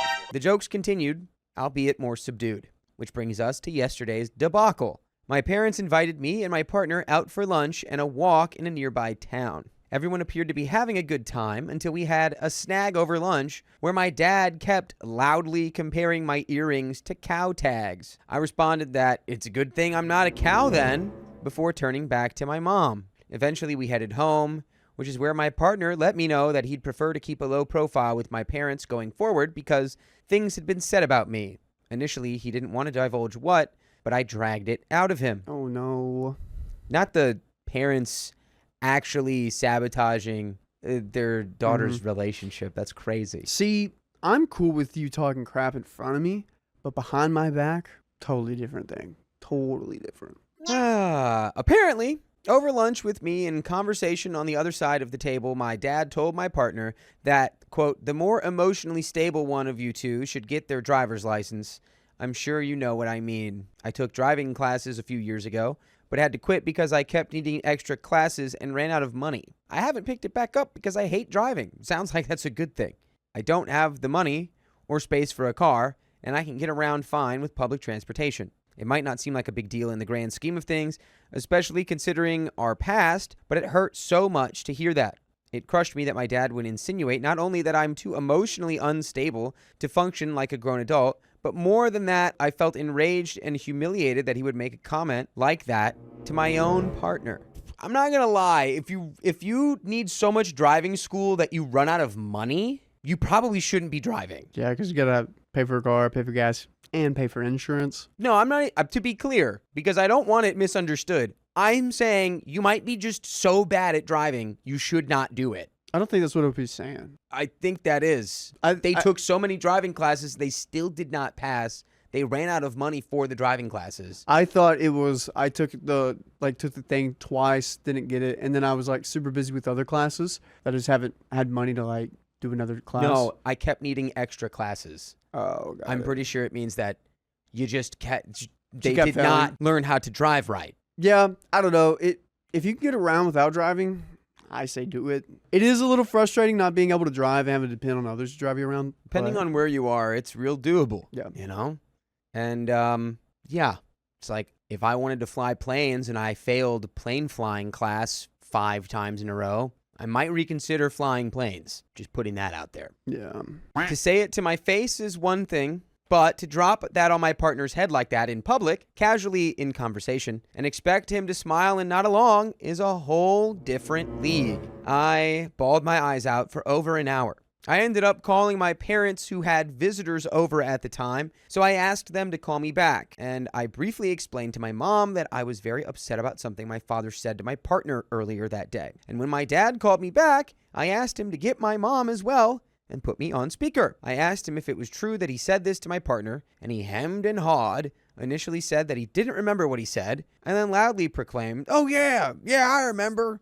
I did say something like that, but you have to understand, it was just a joke." My mom interrupted him to ask what he meant by that comment and got upset with him. I stated that I was absolutely not okay with being spoken about this way, much less to my partner, which led my father to first say, "Oh, well, sorry," and then try to explain that it wasn't that serious, and he didn't mean it like that. It was taken out of context, and it's a commonly known joke in society that women can't drive and are emotionally unstable. Ha ha ha! He's so funny. You're so funny. He's busting out the classics. Wow, everyone's laughing. Yeah. Come up with some original content. Yeah, that's a stereotype. But dude, let's get creative. This isn't a joke. This is you like throwing a passive aggressive thing around. Yeah, he's being an a-hole. Want to hear my joke? What's up? So the context for this story time is that I was with my girlfriend at the time. She is telling me a story about how her and her friend, from her mouth, terrible drivers. She said it. Okay. She says they're both terrible drivers, and she's amazed that they survived the road trip they went on. And then just as a joke, I put on like the Count voice from Sesame Street, and I said, "What's worse than one woman driver? 2 women driver. And she did not like that joke. Yeah, I feel like if someone brings up But she set something it up. like that, sort of like She teed me up. yeah. She said that they were terrible drivers, not me. I just Yeah. played into what she already established. But I had to learn sometimes your girlfriends don't like your jokes. Yeah, and like if you want to joke, hey, OP, you gotta start being a comedian back at Daddy-O. Be like, women can't drive, and then you could be like, well, you think mayonnaise is spicy? I don't know. I just hit him with something like, "Dad, Okay. what's my favorite color?" Here we go. And then when he doesn't know, be like, "You're a great dad." Here we go. And then yeah. Here we go. Okay, Boomer. Whatever you think, Boomer. Just call him Boomer. Yeah. He'll love Okay, that. Boomer. Be like, "Okay, weirdo." Okay, weird guy. Boom. You're so weird, Dad. Ah. You're a weird guy. But I don't know, study Go up do on more s- taxes. Yeah, yeah. Do more taxes. Go to a country club. I don't care. Go work on your golf swing. You suck at it. Boom. And then he'll be like, oh. I drove an 18 the other day. Are you broken 18? Yeah. You shot all hole in one. Yeah. I didn't know what that was going. Anyways, let's keep going. Let's keep That'd going. be crazy. The craziest lie. Yeah, I shot an 18. Shut up. I reiterated that I don't appreciate being spoken to or about that way, especially to my partner, and that this is far from the first time this has come up. At this point, I just didn't know how much clearer I could make it that I was not okay with being labeled an over-emotional, unstable simpleton by my own father. My dad also started getting upset, and it culminated in him shouting down the phone that it was all being massively overstated and being taken out of context, and that he had already apologized and refused to do it again, and then he hung up. My mother ended up calling me back half an hour later with the first question out of her mouth being, well, what's actually the problem with your father's comment here? Is it just because it's not female friendly or about the driver's license? Because, I mean, let's be real, you're not really prime material for driving. But I mean, neither am I. I told her that it was about the fact that my father said something outrageously sexist about me, his own daughter, to my partner, and insinuated that I am incapable of being a functional adult because I'm a woman, and that this is just the latest in a long history of him talking to me this way. But now he had gone much too far. She responded, yes, my dad is a sexist, stuck in the 50s in that regard, but I should know by now that that's just how my dad is, and I should learn to accept it. And actually, they felt that after all they had done for me, I wasn't really being very appreciative. Honestly, did I appreciate what they did for me at all? Ooh, so they gave you a house, like they figured out your house thing with strings attached? Yikes. Just because you pay for something doesn't mean you get to say what you do with my life anymore. Okay, boomer. She said she understood where I was coming from, but felt like I had taken it too far, and it had been very upsetting for my dad, so he would be keeping his distance for a while, but her and I could definitely still talk. I told her that I was plenty appreciative of what they had done for me, and I realized I was very lucky, but I sure hope she agreed that I don't need to fall over myself with gratitude for my dad's comments about me as a person. This was met with some hemming and hawing on her side, and then a sing-songed, well, I just hope we can all move past this soon. Anyway, I'll be going. Good night. And then I'm just going to let them stew. If they want to apologize properly, the door is always open, but they'll need to figure that out themselves. In the meantime, I do have the overwhelming support and love of my friends and my in-laws, and my partner is doing his very best to prop me up. It has made me appreciate all the more how loved and supported I am, truly. But God, does it feel lonely all the same. And we have an update. Looks like it's a week later. Sounds good to have everyone take some time away from each other. Your dad definitely does have a perspective on you, on how he should be received, how his, he can do whatever he wants, and that should be okay because he has money and he can throw money, his money at his problems. The baseline of this is a lack of respect. Yeah. And he doesn't feel respected by you. You don't feel respected by him, and it's because of his actions. And you're just, you're mirroring his actions.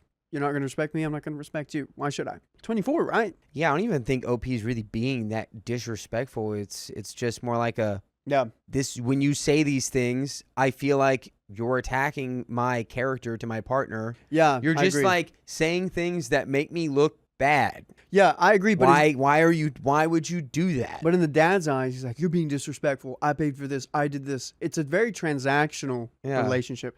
I pay for you. I get to make fun of you. Yeah, and again, all the way back to the first thing I said in the story. Stop doing this. Don't be like, you need to apologize. What you said was unacceptable. Just freaking move on. The weight of his words should be like a feather upon you. Because it's hard, he is a doo-doo-brained, sexist man stuck in the 50s who doesn't see you as a fully fledged person. He just sees you as, a woman. But this is her dad. That's super hard to do. Not taking what he says with as a feather. I guess. Imagine your mom was... it's like after they've had this dance hundreds of times. Yeah, still hard. That's how you learn. I wouldn't expect you to get it at, instance number 10. No, I remember. I was like that. My dad is like that. I was like that too. Yeah, man. I feel like all our dads were like that. We were all like that at some they were point. like, oh, your grandfather, my father did this, yada, yada, yada. And you're like, So you're gonna do what he did? All right, good to know. Yeah, I don't know. I would, like I said, I think I would just go back with like just any information about yourself and see if your dad knows it. Just like, Dad, what is my what's my favorite color? And you go, And he goes, how should I know that? Be like, you're a great dad. yeah. Yeah. You're like, well, my favorite Best- color is red. Great so dad It award. should be red, Great dad award. like not blue. I mean, I guess we shouldn't be judging parents based on if they know your favorite color, but it's like, It sounds like OP's dad, all they know is just how to be a bully and not be a dad. we have an update. Well, ladies and gents, it's been a week since everything went belly up in the family. I've read all the comments that I received, the advice and the support, and the come to Jesuses that I desperately needed. First of all, I wanted to thank the commenters for their input. It wasn't always easy to read, but it's been a wake-up call, and it's given me strength to not buckle under the fog. Which brings me to today, all of half an hour ago to be precise. So last time my dad hung up on me, and I later received a phone call from my mom where she let me know that he needed time because this is very hard on him. I decided that if he said he needed time and distance, that's fine. Ask and you shall receive. I didn't plan to reach out for a while. I received a goodnight text from my mom the day after, and my fiance received a happy birthday the day after that. Both were responded to politely but briefly. Somewhere during the past week, I started writing a letter to my parents, outlining my issues clearly, and stating that the door was open if they wanted to work on our relationship. I made it clear that I did not find the way things were going acceptable and that I wanted change in our dynamic. The plan was originally to send it this Friday, but my partner and I decided to give it another week, which brings us to today. I received a message from my mom asking how I've been. I sent back that the past week has been rough. One would think that in light of our last conversation, it would be clear why, but apparently the hint didn't quite land because I then received a concerned message asking what was up. Did something happen? Was it my work? After my eyeballs rolled into the back of my head, I shot back that actually I was very bothered by how our last conversation went. My mom immediately called me, still concerned about if it was something at my job. I'm sure it comes as a surprise to precisely no one that my assessment that, no, it was the substantial falling out that we had just 1 week ago that had me in a funk, went over about as well as a lead balloon. What followed was a 20-minute defense that I was blowing this out of proportion. They felt I wasn't listening to a word they said. It was all just a joke, and I needed to just let it go. My very simple and straightforward question of whether or not my father could promise to henceforth keep his jokes to himself was apparently too difficult to answer. He's not going to do it because he's going to speak his mind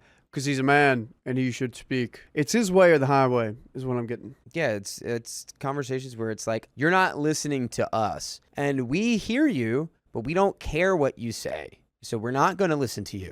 You need to listen to us. We hear that you're upset by the things your father says, but that would require him to change. So we're not listening to you. You need to change and be okay with the things that he says because we're your parents, which is, I don't know if anyone else is picking this up, a real dumb way to think about that from the parents. This is also when I found out my father had been lurking in the background the whole time. I ended up suggesting we drop the call because we were clearly getting nowhere, which they agreed with. And by the way, I want to get you to more full episodes with stories like this on your favorite podcast platform. Spotify, iHeartRadio, Apple Podcasts, wherever you're listening, just go ahead and search OK Storytime. You can listen to over 72 days worth of stories just like this one. That's a lot of stories. We have a little bit more story left. Do we have any closing thoughts here? Hopefully you can take time away from him and there won't be repercussions financially. There might be. Hopefully you're prepared for that. But it seems like, oh, if you're not going to respect me, I'm not going to pay for XYZ. Be ready for that. Me and my parents had a real contentious relationship before I just stopped arguing. It's like if the conversation brought up something I knew we'd fight about, I just did not have that conversation. And it works. That makes a lot of sense. You can't have an argument if half of the argument decides to not engage. Argument doesn't happen. Fight can't happen if you completely disengage from it. And you just have to come to expect my dad's going to try to pull some stuff like that. And you go, oh yeah, I guess I'm a big dumb woman. Ha ha, funny joke. I'm a big stupid idiot, Dad. Thanks. And then you move on. And he goes, oh, does that upset you? You go, nope, I don't care. That was hilarious. Yeah, and a sense of protection of the dad's words. OP feels violated by that, where the dad's not. He's always poking jokes. When's the last time you said, I'm proud of you? When's the last time you said, I love you? Yeah. I actually knew this girl in college, she grew up like this, where her parents always joked at her. Mm. She was very good at what she did. She was very good at school, and her career is super good. But when it came to her own relationships, she, kind of had dad issues and would look for not the best kind of guys and not the most healthy relationships because it wasn't, I guess, a model for her in her own life. And it really was hard for her. And I'm not a friend anymore, but it was tough watching, for sure. That's why just be nice, empathetic people to your children. Yeah. I'm just waiting for not saying if or it's gonna happen, but when he comes to the terms of oh, I hurt her feelings. I'm the bad guy now. I'm the victim. Oh yeah. It's be like, I'm a terrible father, and you're like, you know what? Yeah. Yeah, I'm glad you can see that now. And then you're gonna be like, oh, you hurt my feelings, and you're like, what have you been doing the last 24 years? Yeah. Pulling this is actually, I need to step away because I'm a the bad fact father. that you're hurt is really too much for me. So I have to Super- take a step back. Yeah, super lame. Low EI. He's also gonna probably pull the financial card where he's like, I'm such a good father. I paid for all of this. I paid for your education. I did this. I bought you this, the house. And you're like, all right, that's half of being the parent is helping out. Yeah. Well, let's finish this story, shall we? Shall. I have since received another message from my mom saying that they really hoped I could let it go and that my father had said sorry. I asked if that meant he would stop with the jokes and actually received a response this time saying that yes, that's what he said, which is not what he said, but whatever. I haven't responded to the last message, and at this point, I am not entirely sure how to proceed. I have decided that I'll stick to low contact for the foreseeable future, that I'll be working on paying off any and all debts I have with them, and that any gifts or offers of gifts will be politely turned down in the future. Anybody else hearing the Benny Hill tune in the back of their head? And that is the end of that story. Is there an update on this? I'm gonna check. Dude, OP, good luck. If there is an update, Dad did not take it well. EI, his emotional intelligence, is very low. And it is so hard dealing with men. Andale, mama, EI is low. It's so hard dealing with men with low emotional intelligence because they do not know how to form their words or anything like that. Dude, I used to work with these guys. They would just talk at me for hours. We would sit down for dinner. They wouldn't even eat their dinner. That's how much they talk. It was exhausting. Yeah. The dinner just gets cold while they speak. Yes. Nothing you got to say is that important, boss. Chief. And all he would do was talk. He wouldn't work. Dude, I'm so glad I was out of that.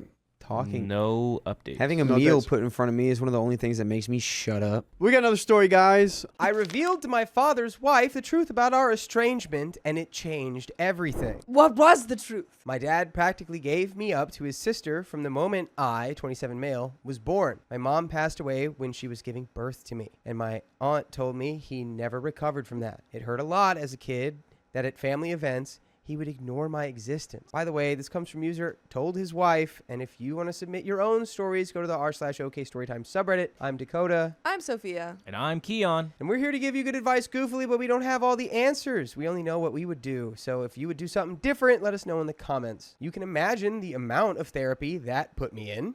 But the crappy part was that I never stopped trying to be accepted by him. After my high school graduation, he told me he has no obligation to me anymore since he was sending my aunt money to take care of me. Around that time is when I finally started accepting that reality. So from there, we moved on with our lives. My aunt doesn't talk to me about him. Sometimes my grandparents do. And that's how I found out he got married. They were mad he didn't invite me to their wedding, but to me, it didn't matter because we're not close. It was his wife who wanted to meet me. It's the first time ever that he wants to make contact, and it was to pretty much say she wants me in their life. She doesn't know the real reason about why we're estranged. He asked me to please not say anything, and maybe this could be a way to reconcile after all. Nobody. No, I'm telling her everything. I think it's time for your wife to find out who you really are. No, there are two options here, OP. You either ignore him and don't even talk to him, continue that no contact, or you tell her everything. But he was only doing it for her. That much was clear when we talked. I never said I would be, but she still insisted on us meeting at their place because she really wanted to meet me. All she thinks is that we were estranged for not getting along in my teenage years, going to college and losing touch because of life stuff. It pisses me off that he played it off as us just not talking for petty reasons. Meanwhile, the actual reason damaged me for years. I told her the truth, everything he said to me. that he was never apparent to me. That was all my aunt. It was definitely a shock for her. The outcome was a disaster. Everyone has heard about this now. My grandma's, in particular, told me she understands my anger, but this was his chance finding someone since losing my mom, and now it's been put in jeopardy. My dad is devastated. They think it was going too far to ruin his marriage that way when he was willing to include me in their lives, which could have been the start of our relationship. I'm sorry, willing to, I'm deigning to include you in my life. You're welcome. Yeah, this was all just selfish for him. He was so like, selfish. all right, I have to do damage control because my wife is asking questions about you now, so I need you to play it cool. It's like, who? No. Literally, he I owe thinks you this is some sort nothing. of he thinks this is like a good deal for OPs. Like, I get my wife thinking I'm a good person out of this, and you get to, I don't know, hang out with me. You're welcome. And it's like, you think after all the work I've done to get over this and become okay with the fact that you don't care about me at all? Yeah. You want me, now you want to try? No, dude. Here's a healthy serving of your consequences. They say not only did I ruin that, but also possibly wrecked his marriage. She just doesn't agree at all with what he did, and it could have been avoided if I didn't say anything. For me, it was hard not to tell the truth after the lies made it seem like it was nothing serious. And also that it was mostly your fault. Yeah. And it's like, oh, he was just being a teenager. Yeah. I couldn't ignore what happened after what it did to me. I don't know if it was the right call since it put their whole marriage at risk, but what do you guys think? We've got some comments here. Outrageous Yogurt 80 says, not the a-hole. He has the right to know the true man she married. Also, I'm so sorry you had to endure all that. Your aunt sounds like an incredible person, and despite everything, I hope you are doing as well as you can be under the circumstances. OP replies, it took a long time, but I'm proud to say I am doing well. This whole thing reopened some stuff, but I'll be talking it out in therapy. And it's thanks to my aunt that I always had mental and emotional support. Nikki Fox 13 replies, I'm so happy that you're in therapy. It's life-changing. Your aunt sounds lovely and like a genuinely wonderful person. OP says she is. If it weren't for her, my life for sure would have fallen apart. My life is stable. I have a girlfriend I love and a baby boy on the way. My aunt is the reason for that. Aggravating Patient 18 says, no matter how busy life can get, you don't forget to invite your son to your wedding. This woman should have insisted on meeting you before she got married, dear dad.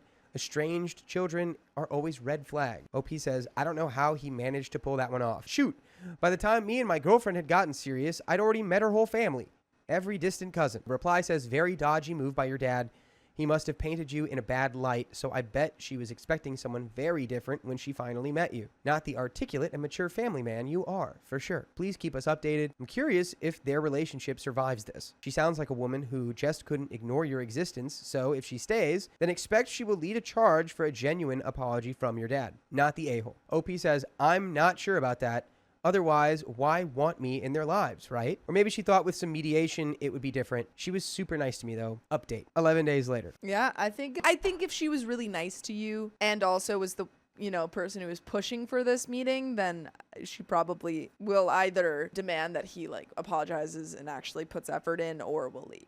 I can't imagine that she would just be chill with this. Words can't express how much it meant to me getting so much love from my last post. Everyone who supported not just my actions, but also acknowledged the hurt. To all the sweet internet moms who commented and DM'd me, y'all know how to make someone feel loved, even by total strangers. Since so many people wanted an update, here it is. It's a little heavy, and for a couple days, I needed some time to process it and do some crying. They're splitting up. I heard it first from my grandma and then from his wife, or I guess ex-wife. She was legit crying on the phone when she called to tell me sorry for putting me in that position. Her and my dad had a longer conversation where he told her everything else he did, so she made that decision that she can't stay with someone like him, and she wanted me to know how disgusted she is, also to tell me thanks, which is something I really needed to hear. My dad is who he is, yeah, but regardless, two people splitting their marriage because of what you said is a hard thing not to feel guilty about. This lady is heartbroken, going through divorce just a few months after getting married. She wanted to make the time to reassure someone else that they made the right choice. Unexpectedly, though, my dad wanted us to talk yesterday, too. My girlfriend, again, didn't want me to. Trust me, I get her point.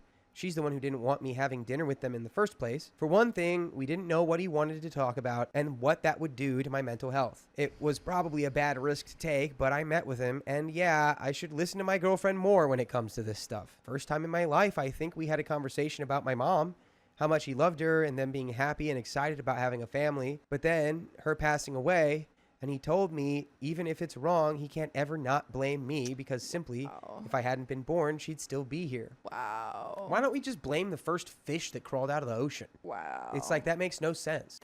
Just still like, how old is OP? I don't think we had do we have an age? 27, I think. Presumably I'll somewhere. double check.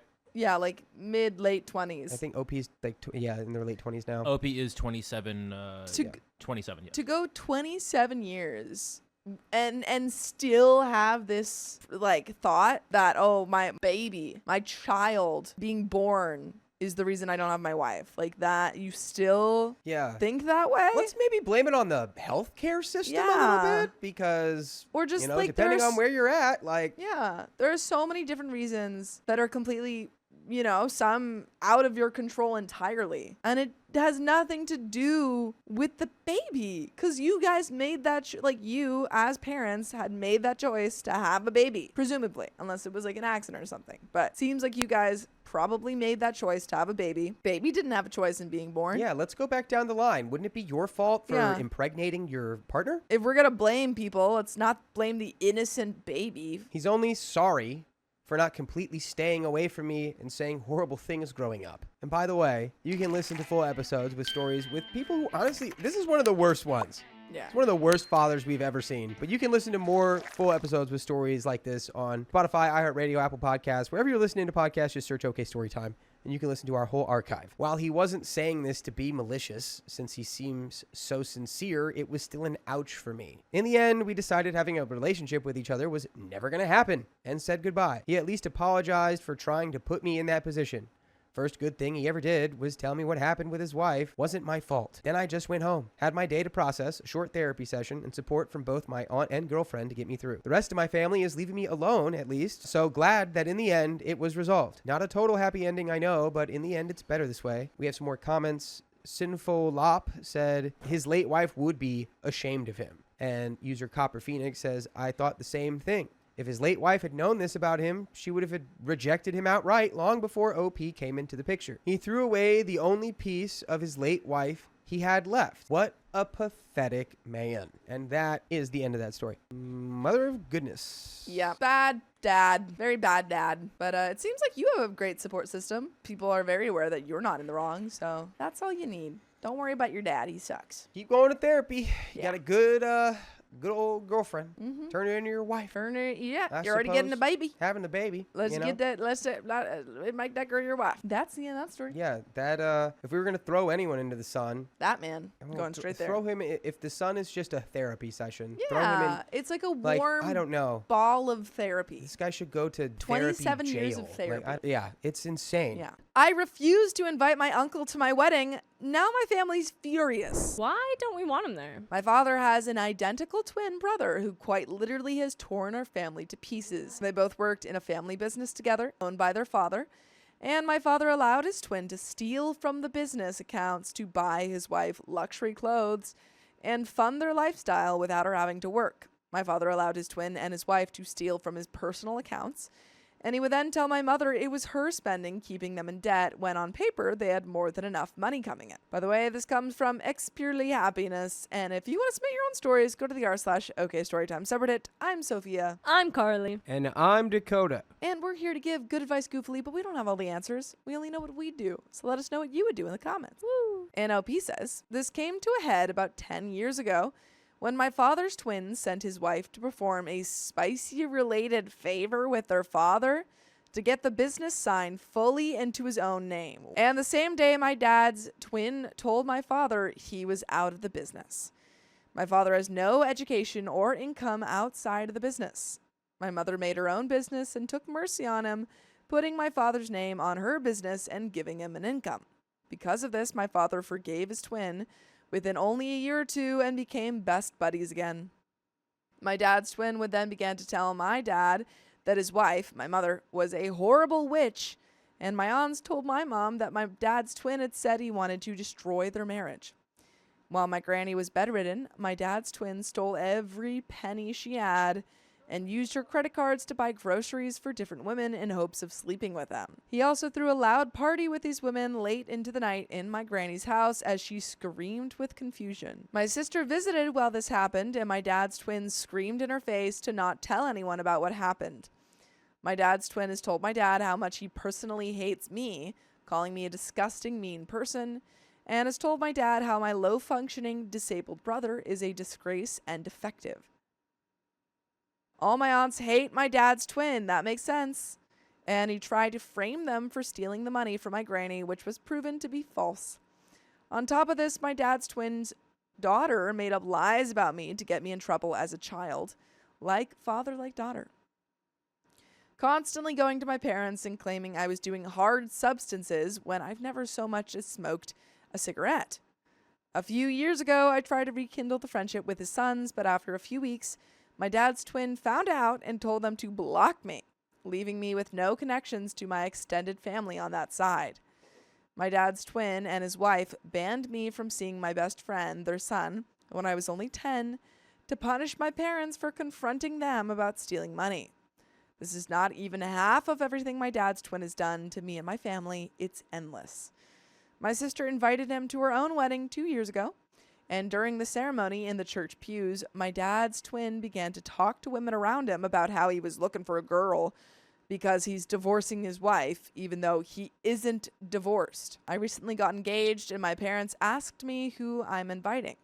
I mentioned that my dad's twin and his family are not welcome. My father was devastated, and he just walked out of the room in silence. In my culture, the bride's father always pays for the wedding, and now he's refusing. My mother is pressuring me to invite my uncle for the sake of the family, as my father won't go if his twin doesn't go. I feel like I'm going crazy. I've already told my parents we will pay for our wedding if it means not having my dad's twin, but that means they get no say at all in any part of it. My mother says I'm just making life hard for myself, and that I need to think of her and my siblings and do what I have to for a normal wedding. Am I the a-hole? And there are some comments. It will definitely not be a normal wedding if you let the uncle come. Right. I don't know why anyone's even forcing this upon you. This is crazy. No, I think it's a terrible idea to have this guy come. Are we sure that your dad hasn't switched with his evil twin and this isn't the evil twin being like, you should invite him to your wedding. Yes. Yeah, I don't think any of us anticipated at the beginning of this story that we'd actually have evil twin scenario. Literally I think we were just not like, at all. that's funny. Weird uncle. Nah, Yeah. evil twin. Evil identical twin. Evil. Comment 1 says, do not allow these lunatics in. Have their pictures and security to keep them out. If dad refuses to pay or attend, that's on them. This is your wedding. Make it joyful and keep all the toxic a-holery away. Comment 2 says, Dad, Mom, you can choose to be doormats to this terrible person. It's your life. But I won't subject myself to the same treatment. Consider yourself lucky to be invited since your brother has done awful things to me. Your child whom you're supposed to protect, but you're too much of a spineless blobfish to actually do. And Opie responds, I said something similar to this to my mom. She said that my father is mentally not right. And it's on me to be the mature one here, aka let my father have his way and be there with his brother. Reply says, no, it is absolutely not incumbent upon you to keep the peace. Everything is convenient for everyone else when they aren't having to do the peacekeeping. With family like this, who needs enemies? Not sure where you are in the world, but I would actually recommend just going to a courthouse and getting married in Las Vegas. You do not need the headache of trying to people please a bunch of people who sound like they would trip you in a zombie apocalypse. OP says, I want a courthouse wedding, but my fiance does not. I tried to explain to my fiance what a wedding with me would involve because of my family, and he said he can't imagine not having a wedding, which I do understand as well, as it's important to some people. We'll just end up funding our own smaller wedding, and no one from my family will be there. I think that may be the best idea. It's Dakota's favorite. And there is an update. Secret wedding. Secret wedding. Secret wedding. Don't have to deal with any of your family. Secret wedding. Yeah. Secret wedding. But I think there was, I'm not sure what culturally is going on here, but I think there was some mention of like, because like the father usually pays the or something. bride's I don't family know. pays. Yeah, I'm not sure exactly what future ramifications having a secret wedding will hold. However, if it means that you don't have to interact with any of these people anymore, I think that's probably a good thing. Yeah, it Yeah. sounded like the extent of it was just they'll have to pay. Yeah, and it seems also like they're able to pay. I mean, maybe pay smaller for your weddings. piece. But you're going to have a smaller wedding because you're not inviting a bunch of your family. Yeah. So win-win.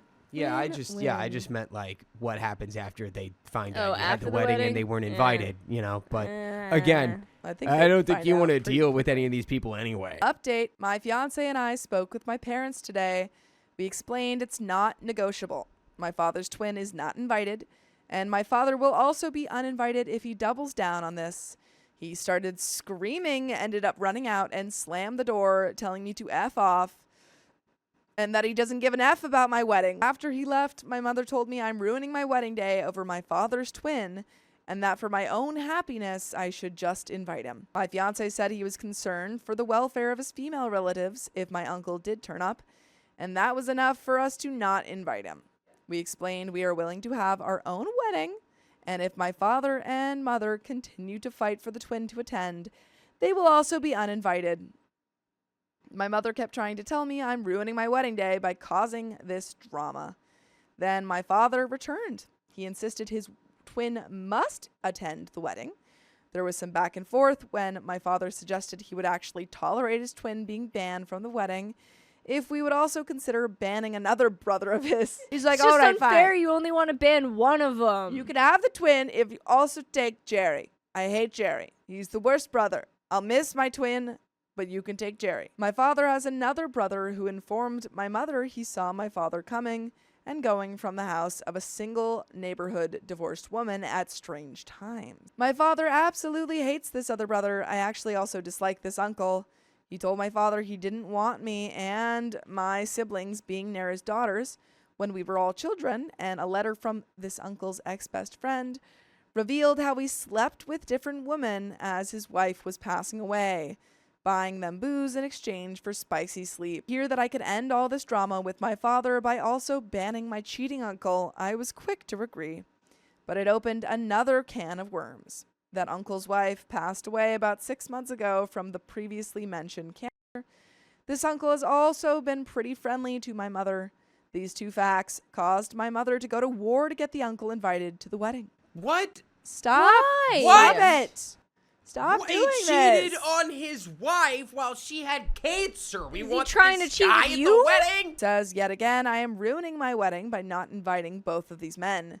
My father is perfectly happy with this arrangement. It's now my mother who is fighting me, telling me it's immoral not to invite my other uncle to my wedding because he's always been nice to her and his wife recently passed away. His wife who he cheated on. Did he cheat with your mom? And if you want to be nice to us, you can listen to full episodes of stories just like this. Just go to Spotify, Apple Podcasts, or iHeartRadio and search up OK Storytime. There is a little bit left to this story, but wow. It seems like your dad's cool with this now. He's like, now that you got Yeah. rid of my other brother, I'm Maybe chill. he'll pay for it again now too. Yeah, Who potentially. knows? But your mom's kind of stinker. Yeah, I think the mother likes the uncle a little too much, but A little too much, I would agree. yeah. But we got a little bit left of this story. My mother keeps telling me I can't believe I'd be so agreeable and quick to please my father. She says my wedding is just a day and not worth turning into so much drama, and that both uncles needed to be invited. My father is the one who would be paying for the wedding, but my mother will be deeply involved in the planning process and is going to make every step of the way heck. She constantly guilt trips me about how I could do this to a man whose wife just passed away, who he left every night to cheat on with different women, and how I've sold myself out for a wedding to be paid for. I tried to explain I truly do not have any love for this uncle either, and him being banned from the wedding means nothing to me. I won't be thinking about him on my wedding day.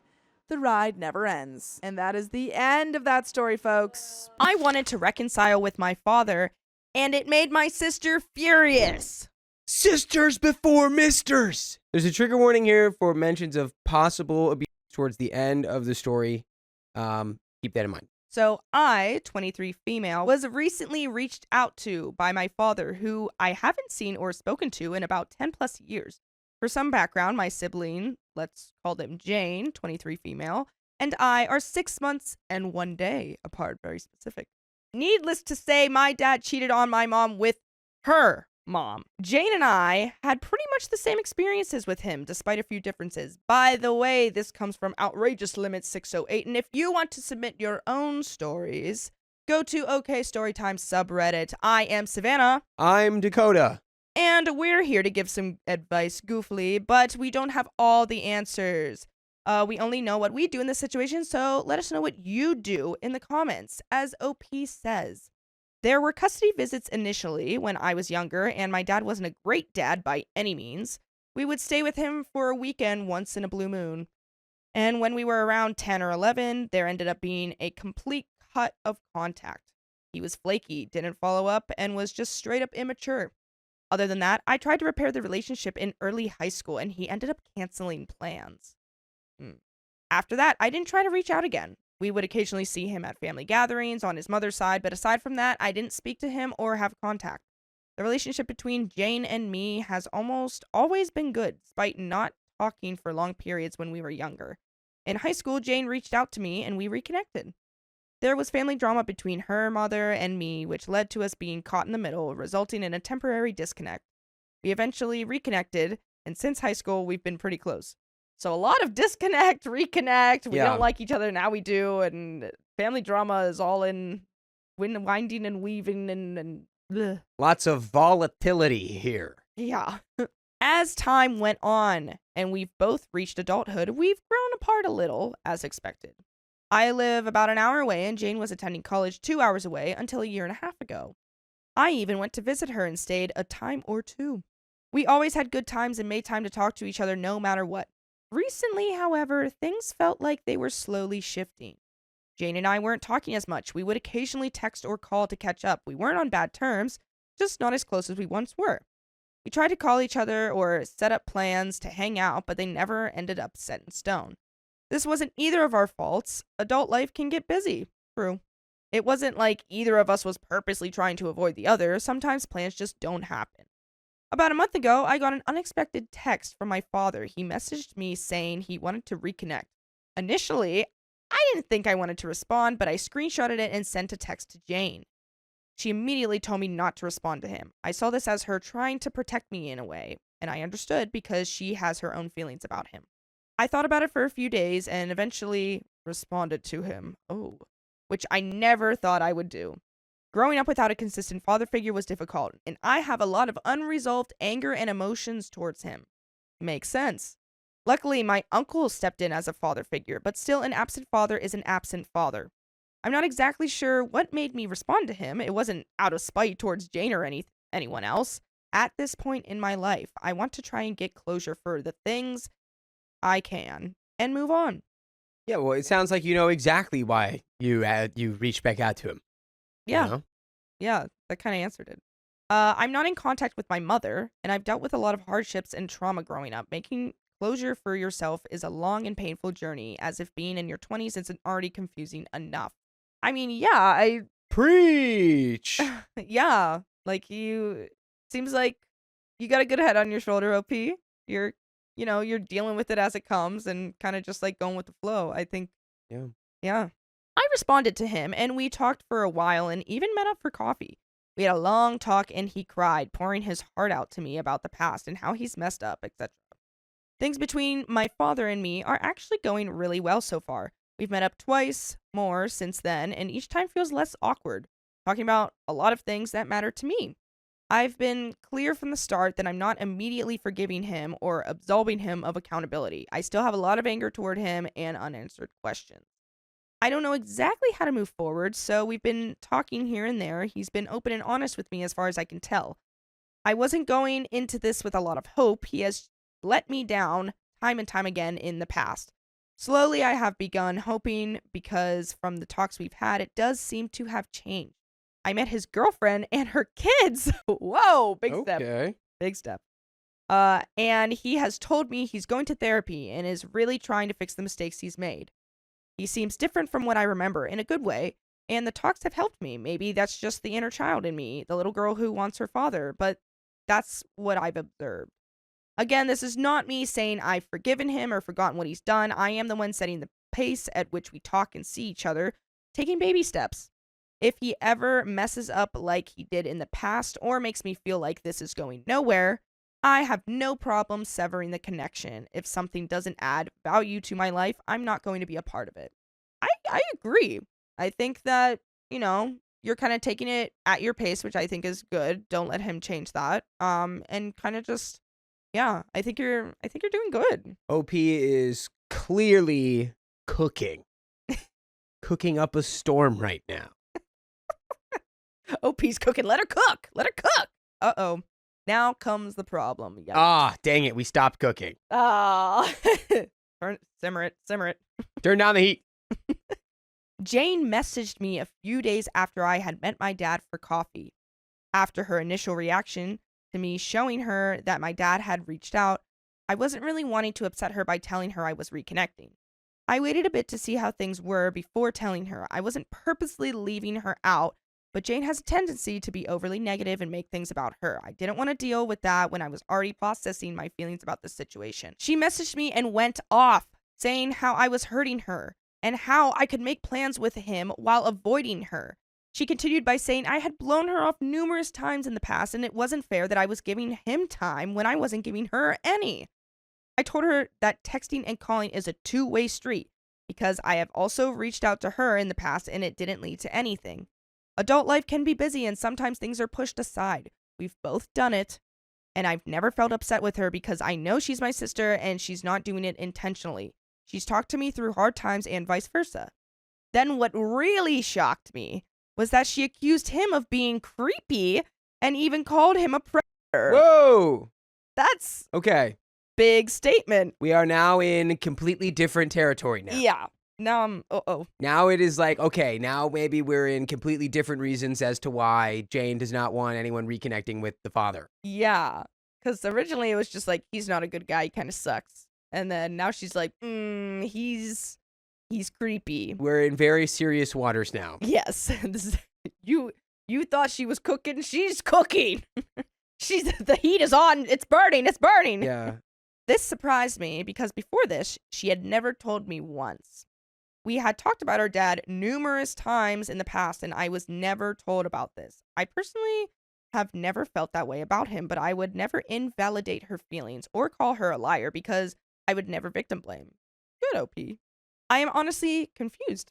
Every time I message my dad, I feel guilty, and I wonder if I'm really messing up by reconnecting with him. I'm truly confused and shocked and don't know if I'm in the wrong. What she's accusing him of is a huge deal, and I don't want to invalidate that. I don't think it's possible she's told me before, and I don't remember. This is something I would definitely remember. By the way, you can definitely remember to listen to full episodes with stories just like this. Go to Spotify, Apple Podcast, iHeartRadio, or your favorite podcast app and search OK Storytime. There's another relevant update, but let's discuss. Yeah. Yeah, so Tricky. So I think whenever this kind of situation comes up where it's kind of like insinuated or, we're not sure exactly what OP's sister said, but it needs to be like, all right, we need to get to the bottom of exactly what it is you're talking about here. Like what happened? What happened, or what did you see, or what was done? Like what needs to be done here? Yeah, and also I'm like kind of concerned because I would think like in situations like this, it would be the other way. Well, I guess no, it's both their dad, different. Yeah. Oh yeah, so yeah. Well, it could be that it's like she's the product of an affair or whatever. I don't know. Psychologically, there's like a trillion different things that could be going down. But I think, and I'm not like victim blaming or victim shaming or victim denying or anything. But it's like sometimes if people, I don't know anything about OP's sister, but people, if they're really flippant and don't understand what consequences are, can say something like this about somebody just as like this will get that person to stop. Yeah. It's like, oh, I don't want my sister having anything to do with him. So I'm just going to say this. Yeah. Because then no one will want anything to do with them. And it's Yeah. like, well, you can't just say something like that. Yeah, because that's also a very serious accusation Yeah. that could lead to like legal things. Yeah. So I think now that's why it's just information gathering process. Again, I'm not saying anyone is lying. Yeah. I'm just saying that it's something that has happened before. Yeah. So it's like it needs to be investigated because that's what, it's a trickle, that'll happen sometimes. It could very well be true. Yeah. And it's just like a thing that's like just coming out like right now, like, bah. Yeah. And then it's like, okay, can you, can we dig into that a little bit? What exactly is going on here? Yeah, I want to know. I want Jane and OP to define creepy, because is he creepy with them? Yeah. Or is he creepy with like other women? It just needs to be. We need Yeah. to investigate. I need to more. gather info. Let's finish this story. Comment number 1. I have an affair sibling that's about the same age gap to me as between you and your sister. She will always have her own thoughts and feelings towards your dad, and if what she's saying is true, which it could be, sometimes a like this target only one child, and she may not have been able to or willing to talk about it before now as he was out of your lives. It will push her away from you. She will see you as aligning with your dad and choosing him over her. I'm not saying it's right, but that is how she will feel, especially if he didn't reach out to her, which, if what she is saying is true, he most likely wouldn't. But even if it isn't true, that will also hurt, because why you and not her? I'm sorry to say, but you have a choice here. Either believe her and side with her or choose your dad. I do not think you will be able to have both in your life. Oh, that's hard. And OP responds, I appreciate your honesty a lot. I'm a complete idiot and forgot to mention that he had actually made an attempt to reconnect with her a year previous. Oh, refer to the bottom portion of the post. Which is actually really relevant to the conversation. I am actually going to see her this weekend at a family gathering and was planning pulling her to the side and having a one-on-one. I am just not sure what to say to her. I don't want it to seem like I'm invalidating her because I do believe her over anything at the end of the day.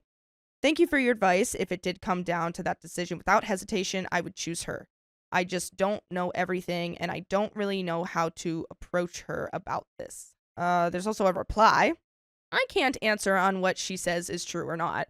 I don't know her, nor am I in the business or to not believe a victim until proven otherwise. But reality is that she has her own thoughts about him, and if she feels strongly enough about them, you can lose her due to not aligning with her views. Doesn't mean it's fair, but things are rarely fair in situations like this. Your dad was a crappy dad to you both. He can't erase that. Just try and make amends. And if your sister is, that's okay too. But the possibility is there that you will lose her, especially if what she's saying is true, because no person can or should forgive someone for siding with their abuse. I would have to agree with that. Yes. Info gathering. Yes. Yeah, and actually, that is the end of that story. My father had a very obvious affair with my nanny. At least do it in secret. So basically, this mainly took place between the ages of like 4th to 8th grade for me, but it's still going on in a way. I, 20 female, had a nanny growing up, 21 female, when this happened. She's around 35 now. Let's call her Jex. Jex and Dexter. Let's call her Gex. Yikes. She was the big sister I never had. We were best friends, and she was a huge role model for me. I looked up to her so much. She was gorgeous, young, and we had so much fun during the years she watched my brother and I. And by the way, this comes from user SitterBanger.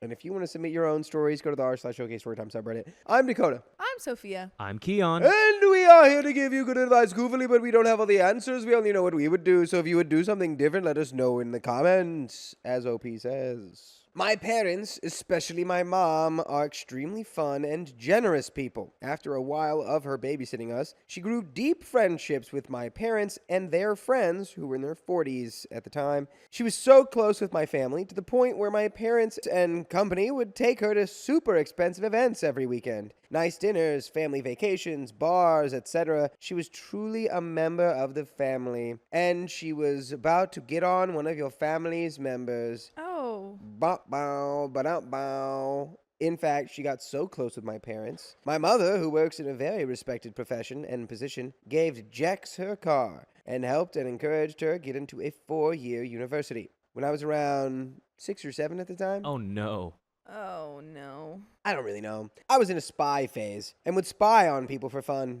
You know what? I understand that. Not the spying part, but my friends and we would play spy. But So we you were did cats, understand that. But we didn't actually spy on people. I don't believe you. That's were not just what that's what a playing spy would spy. say. No, we were cats You and dogs immediately spies. covered yourself. You were like, I actually get that, but not. But not fully. But I was never a spy. Were you a totally spy? Oh, that was a good show.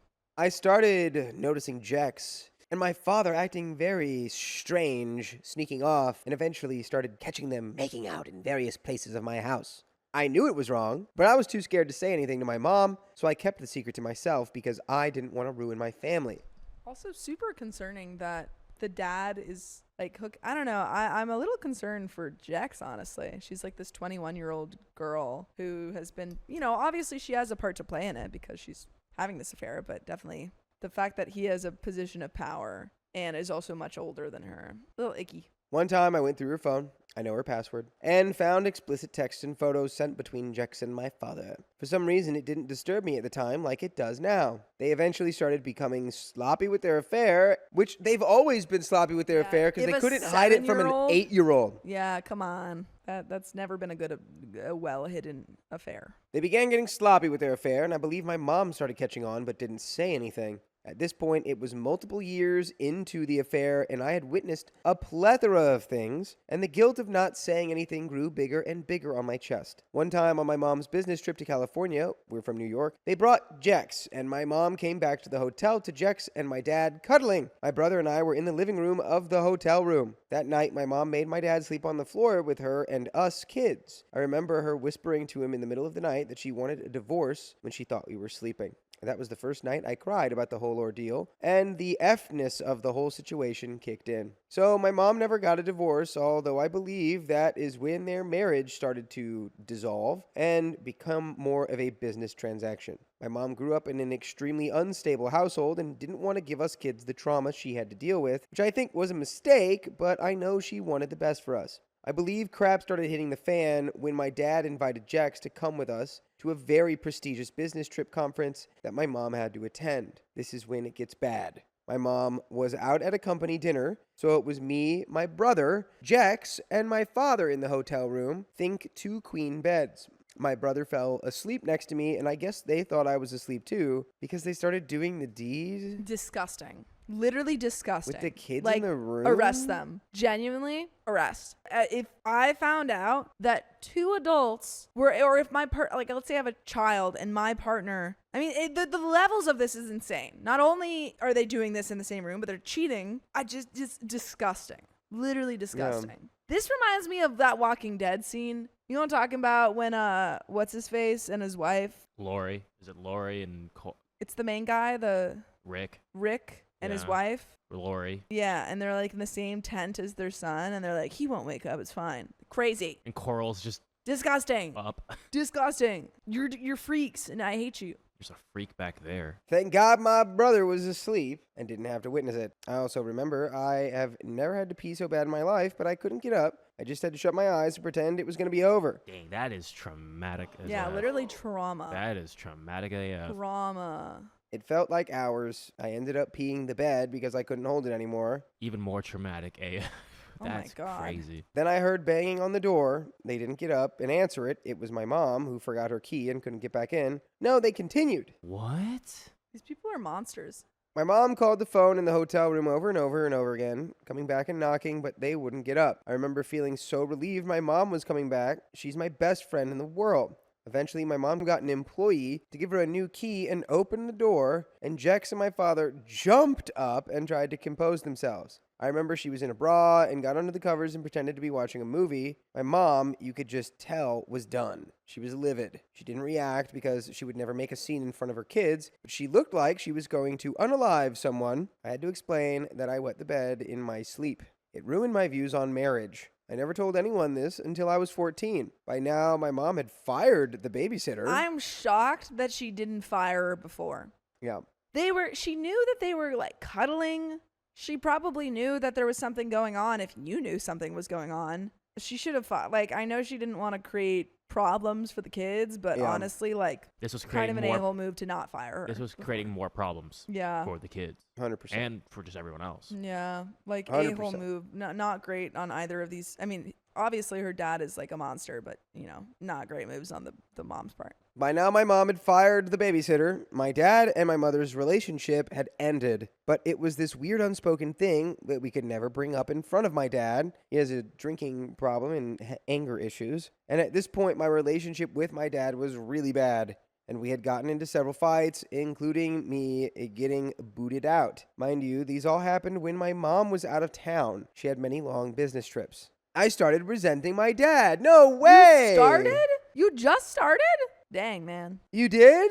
I wonder why. My mom at this point freely talked about it with my brother and I, and the catch is my dad and Jex were obviously still together. He would leave every, and still does, Thursday through Sunday. I knew because I would have friends tell me they saw them at restaurants and hotels right by where we live, which I don't understand how ignorant you have to be. This was humiliating for me. She would post on social media places I just knew they were together. Funny thing, there's been a couple occasions my dad has gotten really wasted and made me text her happy birthday, Merry Christmas, etc. And by the way, you can listen to full episodes with stories like this on your favorite podcast platform, iHeartRadio, Spotify, Apple Podcasts, whatever your favorite app is, just search OK Storytime.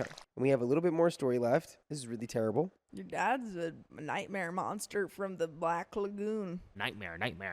Truly. If anyone was from the Black Lagoon It'd and be this happened to guy. be a creature hailing from said place, it would be your father. Yeah, not to bring it back to that one really traumatic point, but the fact that one, you were in the room, two, your mom was Banging on the door saying, "Let me in," probably. And they Let me in. didn't get up until Not even a single budge. And then he was like, "Oh, you got someone to," dude. That.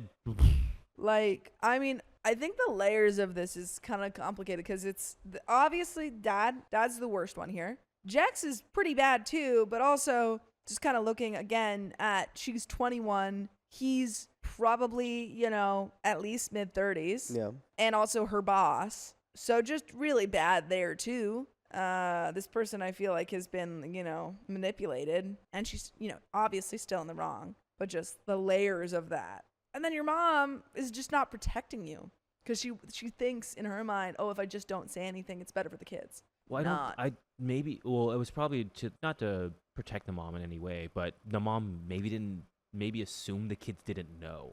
I think so. I think is- she assumed that they didn't know and that it was best for her to just not say anything. And my point is, that's never good for the kids. I think there's just this idea that it's always better for the kids if you just keep your mouth shut and try and keep everything Yeah, normal. especially when the kids will see a huge Yeah, different dynamic kids between mom and notice dad. things. Yeah, mom Kids and dad are notice just no longer things. talking. Yeah, kids notice things, but Yeah. kids won't, especially something like this. Yeah, kids are smart. But kids sometimes don't want to get in trouble. Like, I guarantee you, Exactly, Opie was like, yeah. I know what's happening. I'm not going to say anything. So traumatizing. I'm not gonna and talk then you about it. internalize that later and you're like, well, why didn't I say anything? It's my fault. I was going to say, I just hope OP doesn't yeah. blame It's themselves. Like you were 7 years old dealing You with didn't a know- highly you didn't know traumatic any situation. better. You didn't know any better, but you knew it was wrong, but you Yeah. didn't know how to handle that situation. Of Heck, course, because you're a no child. one knows how to handle that situation. You're a child. Yeah. Damn, that's so. And then you had to pee the bed. So traumatizing. Ooh, so traumatizing. Well, let's finish the story. I finally told my mom when I was 14 about how I knew for years and what I witnessed, and it seemed like her heart shattered. She felt like she failed protecting me and like she should have known. They are still together to this day, and my mom is finally getting a divorce. Her and my dad are just trying to work out the finances in the house, etc. I don't even know why I'm sharing this because it's honestly not that bad compared to other trauma children have gone through. That's Ew. not, you don't have No, to, it's It's not what not a trauma about? Olympics. It's not a trauma Olympics. What Yeah. aboutism? It's not Yeah. like, yeah. That's like, pretty let's rough. not Your literal compare. babysitter. That is really rough, though. Yeah, your father, who is, again, your father, and then your babysitter, who you looked up to, just completely blew up your life. That's pretty traumatizing. Yeah. I'm blessed to live such a privileged life. And it kind of seems silly complaining about something so irrelevant. But I don't think I've fully processed it. And I don't think you have either, given what you just said. Maybe I should see a therapist. I don't know. But it feels really embarrassing to have to tell someone face to face, you should see a therapist. That is the end of that story. You definitely need to fully work through that because there are a lot of moving parts.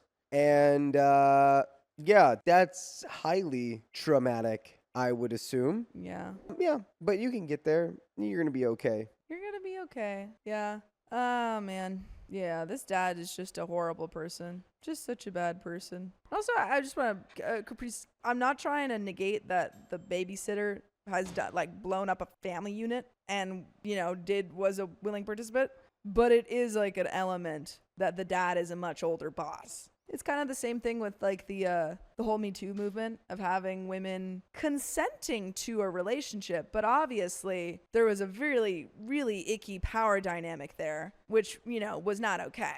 So it's like I still think it's an element that makes the dad even worse. It's like, yeah, she still is helping, but he's Well, it sounds like they have a lot of money and resources, and yeah, she went on a lot of trips and had this, so it's exactly. like, of course, she's going to be attracted to that to some extent. But she's still a 21-year-old, and this, I just think that makes the dad look 21-year-olds even worse to me. can go to war, and all that. I think 21 is old enough to. I agree. You're making an informed decision on like, am I going to sleep with this man Absolutely. who is older than me or not? No, I agree Am with I that. attracted to this guy or not? But I would still say a 21-year-old. If I'm looking at a 21-year-old getting with a 36-year-old, 36 or I'm assuming. Well, the 36-year-old should be like, I'm not exactly really gonna die. Why would I do this? That's my point. Other than just being like, yeah, I'm using this person. I think there is an element of he is using her, and it makes him even worse. Not that it doesn't make her bad. That's my point. Did Opie say they're still together? I just can't imagine being like in your 40s, like into like someone. Exactly. It's just like exactly. That's my point. Maybe I'll understand when I'm in my 40s, but I can't understand now because it's like. Yeah. No, I think it just makes him look just he's like a monster at that point because of all the layers are there. Yeah. Yeah. But that's the end of that story. Yeah. And we have another one. Wow. My father kept pestering customer support agents, and I don't know what to do. Leave them alone! My 30 male, father, 68 male, is a retired CEO. In the past 5 years or so, he's gotten into this bizarre habit of calling various customer support departments when he runs into the slightest issue relating to any products, services that he owns. He seemingly takes pride in threatening to file numerous complaints against any minimum wage employee that he's talking to. The very first thing that he always gets when he makes a call is the person's name and ID number, and then he reminds them that he's written down that info, and then it's all on record. By the way, this comes from Boomer Dad Going Crazy, and if you want to submit your own stories, go to the r/OKStorytime subreddit. And I'm Angie. I'm Sophia. And Opie says, for an example, he recently came back from a month-long international vacation and found out that he was charged $110 for the international data roaming. This is the second time that this has happened, and after the first time, his cell phone provider canceled roaming charges even though he left international data roaming on his phone. The customer service rep clearly explained to him how to change the settings on his phone to avoid future charges, and even emailed him instructions, but he never bothered. So the second time it happens, he calls and is furious that it's happening again. He starts yelling at the poor customer service agent as if she was responsible for the initial time that it happened as well as the second time it happened. He demands that the fee be canceled, and when she asks her supervisor, the supervisor refuses to reverse the charges because my father already had a fee cancellation regarding international roaming and was clearly told how to turn that feature off on his phone. And honestly, if he had done that nicely, he might have been able to get both fees off. Honestly, might have. People give you lots of stuff if you're nice. Right. This single issue went on for 4 days of 3+ hour calls, each time involving him berating a new customer service agent. Finally, he decides to cancel his phone plan and go with a new provider, despite the new provider having literally the exact same policy and his phone still being set to international data roaming. Example number 2. He uses Internet Explorer and never updates his laptop, so lately he's run into issues accessing his own bank account. The customer service rep asked him to use Google Chrome or Firefox, both of which are installed on his laptop. Instead of trying either browser, he just lies to the customer service rep and claims that he's tried it on both browsers and that it still isn't working, while the entire time he's still using Internet Explorer. I tried to politely point this out, but he just waved me off, saying, You just think you know everything, don't you? He's used Chrome before, and he's used Firefox before, but I swear it's like he's being willfully ignorant just so that he can have an excuse to rant at some poor person making it minimum wage. That's probably how he gets all of his anger out. He's like, oh, I'm not feeling too good today. Yeah. This issue in particular has been going on for the last 1 to 2 weeks, with him calling his bank and ranting at a new employee every day. All this time, he's still refused to use Chrome or Firefox and continues to lie about it to employees who are just trying to be helpful. Example number 3. He recently got a flyer in the mail from his internet service provider's ISP competition promoting a deal that is $40 a month cheaper than what he currently pays and significantly faster too. So he calls up his ISP and starts berating the customer service agent for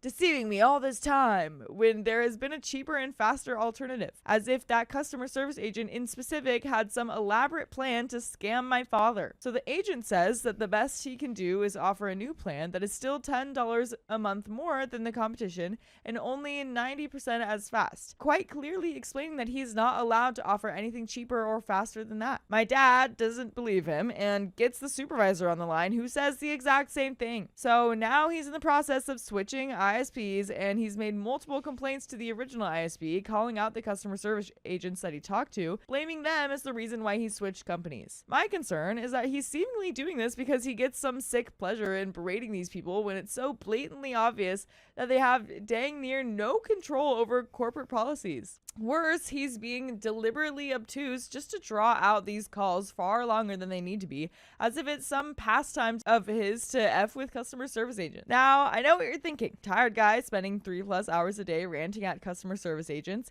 He's probably just lonely. The thing is, he's got a huge social circle and goes out golfing literally every single weekday. Not exaggerating. He's a member of several private golf and country clubs. He goes out for dinner events, travels internationally frequently with his friends, and so on. So what the heck is up with this weird pastime of just berating customer service agents for 3 hours a day? Anyway, I'm not sure what else to say, but like, is he losing his mind or what? Him and his friends love to share their stories about how they call customer service lines. They all do, ranting about how stupid or corrupt all of the customer service agents are. Like, he'll have friends over and they'll seriously spend hours sharing stories about how they call this company and that company, ranting about stupid millennials and such. Are they all losing their minds? Sorry if this post is kind of weird for the subreddit, but like, I don't really know who else to talk to about this because it's such an insane and embarrassingly stupid thing to bring up. Any help would be greatly appreciated. I feel so effing bad for all of these employees because I spent a lot of years working in customer service, making minimum wage,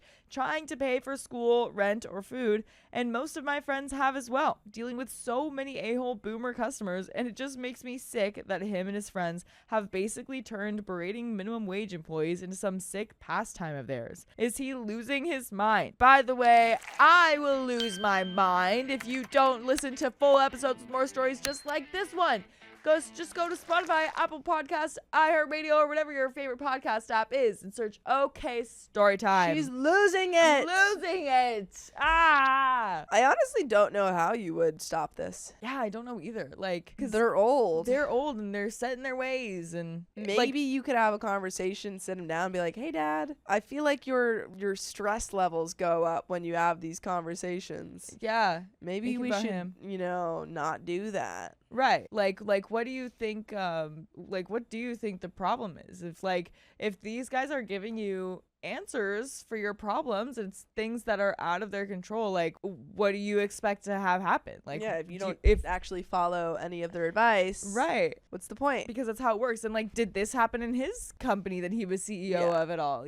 Like, was he harassing the underlings? Well, that, or like, I'm thinking, like, did stupid people ever complain about his policies? You know, like, he probably didn't have to deal with any of that if he's CEO, but still, it's like, let's try to like understand you. Come on, let's try to fix you. Yeah, compassion. But there is a little bit more to the story. So, edit, before anyone asks why I haven't bothered trying to help my father with his various tech-related issues, I have in the past, but I stopped after we got in a huge argument because he continuously refuses to follow my advice about things like updating his antivirus software and doing backups. One day, his laptop crashed and he inexplicably blamed it on me, claiming that it was probably from something that I installed on there. Of course, he had no backups of any of his financial documents, so he was furious. So at that point, I just told him that I cannot continue to help him even on a minimal level when it comes to tech-related problems. I'm an IT admin and love helping friends or family out with their computer problems, but my father is literally the only person I've ever outright refused to help anymore because of how ungrateful and accusatory he is. And there are some comments, but yeah, that is exhausting. So he started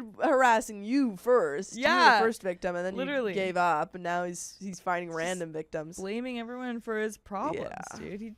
Because that's difficult, because it's like older people already have a hard time with technology, but if he is literally like, you know, there's nothing I can do about it, this is just only other people can do things, I don't know anything, it's like, you don't know anything. You Let know people nothing. help you. Comment number 1 says he is probably mentioned on the subreddit Tales from Call Centers. And OP says, man, sometimes I've gotten out of my way to email the various companies he's tried to get employees fired from, just so I can explain that the agent he talked to, I always make sure to copy their name and employee ID from his notes, did nothing wrong. It's so gosh dang embarrassing. So OP's going behind him and like sweeping up all of the mess. Literally. It's so embarrassing and infuriating because I've worked those kind of jobs, and the most soul-sucking part of it was never the work itself, but just the interactions with customers who treat you like dirt. My dad worked as a garbage man in his 20s, and that was enough to pay for an undergraduate, master's, and PhD. The first real job he landed paid $120K in the early 90s, and he was still a relatively young man in his 30s. But he always loves to bring up the fact that he worked as a garbage man, therefore no millennial customer service agent can complain when they have a cushy desk job, conveniently leaving out the fact that they're making a whopping $14 an hour, or less if they're overseas like the Philippines. And it makes no sense whatsoever. And OP responded to a deleted comment, man, I swear it really does feel like a collective breakdown. My father and all his friends are well-educated people, and they seem to be almost regressing into children having tantrums, specifically when they're interacting with any millennials or Gen Z people with an opinion, even if they're in agreement with said opinion. I don't know what the F is going on. It's like they've just become bullies, constantly looking for a fight to pick with people who have zero interest in debating with them. Like, he'll hear my brother and I talking about how we don't like Pete Buttigieg and Bloomberg, and he'll just interject and start ranting about how our generation just doesn't get it when the conversation didn't involve him at all. He'll rant about how money in politics is screwing up everything, but then in the next sentence he'll talk about how there's nothing wrong with Buttigieg being funded by billionaires, or how Bloomberg is effectively buying his way into the elections. Meanwhile, my brother and I want nothing to do with debating him. It just makes no sense at all. But that's the end of that story. It might just that is funny though. Yeah. For this old man who's like so crotchety and like, I hate all customer service, Yeah. to like very liberal politicians. Like Bloomberg is he's like the billionaire one. That's you know, it makes sense kind of why there, but like for him to be like Pete Buttigieg, it's a very liberal politician, Right. And that is very different to what this man gives off. I refuse to be involved with my stepsister, but my father won't take my side. I just don't like her, Dad. For some background context, I, 32 female, have been trying to set boundaries, really just one, if I'm being honest, with my dad, 58 male, and family since returning from the military 5 years ago. Growing up, my family never had boundaries. I don't think they really understood them, and just always inserted themselves in other family members' business, even when they weren't asked for their opinion. By the way, this comes from Denil's Ninja 93 on the r/Charlotte Dobre YouTube subreddit, and if you want to submit your own stories, go to the r/OKStorytime subreddit. I'm Sophia. And I'm Angie. And OP says, my dad got remarried to my stepmom when I was 8. who also had a daughter a few months younger than me. The daughter and I didn't have the best relationship growing up. She was one of my biggest bullies in school, constantly using things I did in my free time against me and telling everyone in our class about it so they would join in too. I never had a safe space growing up. I would try to tell my dad about it and he would tell me I was a liar. making it up, and I just wasn't adjusting to his marriage and a new sibling. This is where a lot of my problems started. I didn't feel safe talking to my dad about things and would only speak up when I'd hit my breaking point and come home crying about all the bullying. Once I cried it out, I would go back to being silent about everything that was happening at school. This continued until high school when my stepsister admitted to everything I had been saying over the years. She only admitted to it because I had transferred schools to get away from the bullying. She stayed, and everyone in our grade turned on her. No. You pushed OP away. She was the one coming home crying about it. I never got an apology from her or my dad about any of this. Fast forward to 2020 when I finally get out of the military and am able to see my family again after the whole vid thing. That's where things start falling apart. A brief timeline. February 2020, end of active duty military contract. July 2020, finally see some family since returning home. January 2021, letter in the mail stating I missed a court date. Hold up, court? What do you mean court? I never got a ticket. I barely drive anywhere. I call around the courthouse, get a few different offices until I finally get someone who can help me. I ask if she can explain what I missed and what the court date was for, and she said, oh, well, all that information should be on the ticket you received at the accident. Me accident? What accident? Her, you were the driver of insert vehicle here in July last year, correct? Me, no, I don't even own that kind of vehicle. And I was in a pool at my parents' house on the opposite side of town on that date, so I wasn't even driving. She was confused and concerned, so she gave me the info of the officer first on scene so I could contact him. I did. He asked me a series of questions and started naming off different names of people, none of which I recognized. Until he said my stepsister's name. I explained I hadn't seen her in years prior to me getting out of the military and we don't have the greatest relationship. Well, long story short, her and her friends were driving around, hit another vehicle, lied to the cops, and she told one of them to give my name as theirs as the driver of the vehicle. I'm also still equally upset at the officer who just accepted that information blindly without ever checking if it was correct. Did they not check her license? Yeah, I feel like if you crash into someone's car, you have to give your license to the police, License right? and registration. And if you don't have those, it's pretty bad. Right. Because then what? The officer just typed in the name? Yeah, he was That like, could be so many okay. people's names? I'm sorry, if a person who doesn't have their license and registration and then goes, yeah, I'm Hugh Janus. Yeah. And they're like, well, They're I like, guess that's right. Nice to meet you, Miss Janus. Like, yeah. you idiot. Come on. I would be so upset. I almost had a warrant for my arrest because I had missed multiple court hearings, but I was able to get all of that withdrawn from my name after I spoke to the officer. I almost went to jail because of her and her friend. And that, my friends, is where all of this begins. I sat down with my dad after this and told him very clearly that I wanted nothing to do with her anymore. I don't want to see her, I don't want to be around her, but I also know she's family to him and everyone else, so I'm not asking for anyone to pick sides. All I ask is if she's going to be at a family gathering, let me know and I'll arrive at a different time. He set up a schedule and that worked well, or I thought it did, for many years, until Christmas of 2024. My cousin, who was hosting Christmas that year, messaged me to inform me that she was going to be there as soon as everyone arrives and wanted me to know because he knew why I was staying away. I told him I was confused because as far as I heard from my dad, she was supposed to be showing up later in the evening. But if she was going to be there, I would drop my gifts off to everyone, the hot cocoa I made for the night, and then leave. I told him I wouldn't make a scene, just be clear I wasn't staying and then leave and come back later for the crockpot. I thanked him for letting me know and waited. My cousin had told me this shortly after Thanksgiving, so I waited to see if my dad would tell me. We had texted and called multiple times leading up to this, and not once did he hint she would be there earlier, or even just say, hey, she's actually gonna be there first instead, or anything. Christmas comes, she's there, and I do exactly as I said I would. No drama. Dropped everything off and left. My dad has since been complaining about me ripping the family apart because I won't forgive her or accept the apology she sent, which only came after I said she hasn't once apologized for anything. And the written apology was basically along the lines of, sorry for what I did. I wasn't in the right state of mind.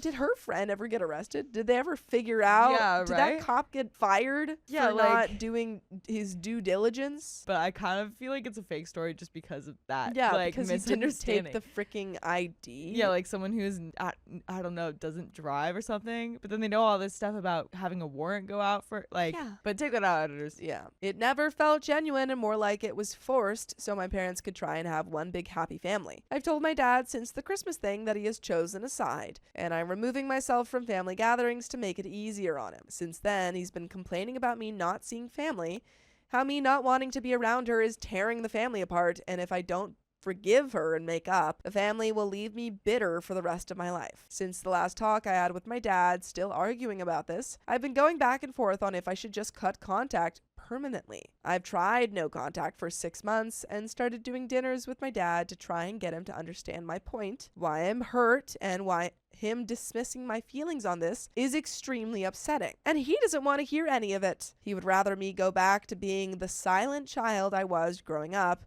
when I didn't stand firm for myself. I'm getting so tired trying to get him to understand my perspective on things. If anything, it's only gotten worse, so would I be the a-hole if I cut all contact with my dad? But I hope you guys never cut contact from us, because you can listen to full episodes with stories just like this. Just go to Spotify, Apple Podcasts, or iHeartRadio and search up OK Storytime. There is a little bit left to the story. Mm-hmm. Any final thoughts? I don't think you'd be the a-hole for cutting contact. And No. if you feel like that's what you need, then that's what you need. That's what you need. Then, yeah. They've consistently, barreled past your boundaries. Yeah. And, your sister literally almost got you arrested. Yeah. And they're your still dad not still doesn't understanding. care. And the fact that her excuse was just like, so sorry. I was just like really foggy that day. I It was just was like, just, hadn't like, slept. I didn't even I don't know. I wasn't there. It's Sorry. like my bad, dude. Yeah, I had a really bad headache that day. Yeah. It's like, what? I think I told her another name, but I guess she heard that one. Yeah, I don't know. Side note, I've already cut contact with my stepsister, but anytime she sees me anywhere, I mean anywhere, she literally tried to corner me at my grandpa's viewing to try and talk to me about it all. I'm just tired of the apologies and nothing changing.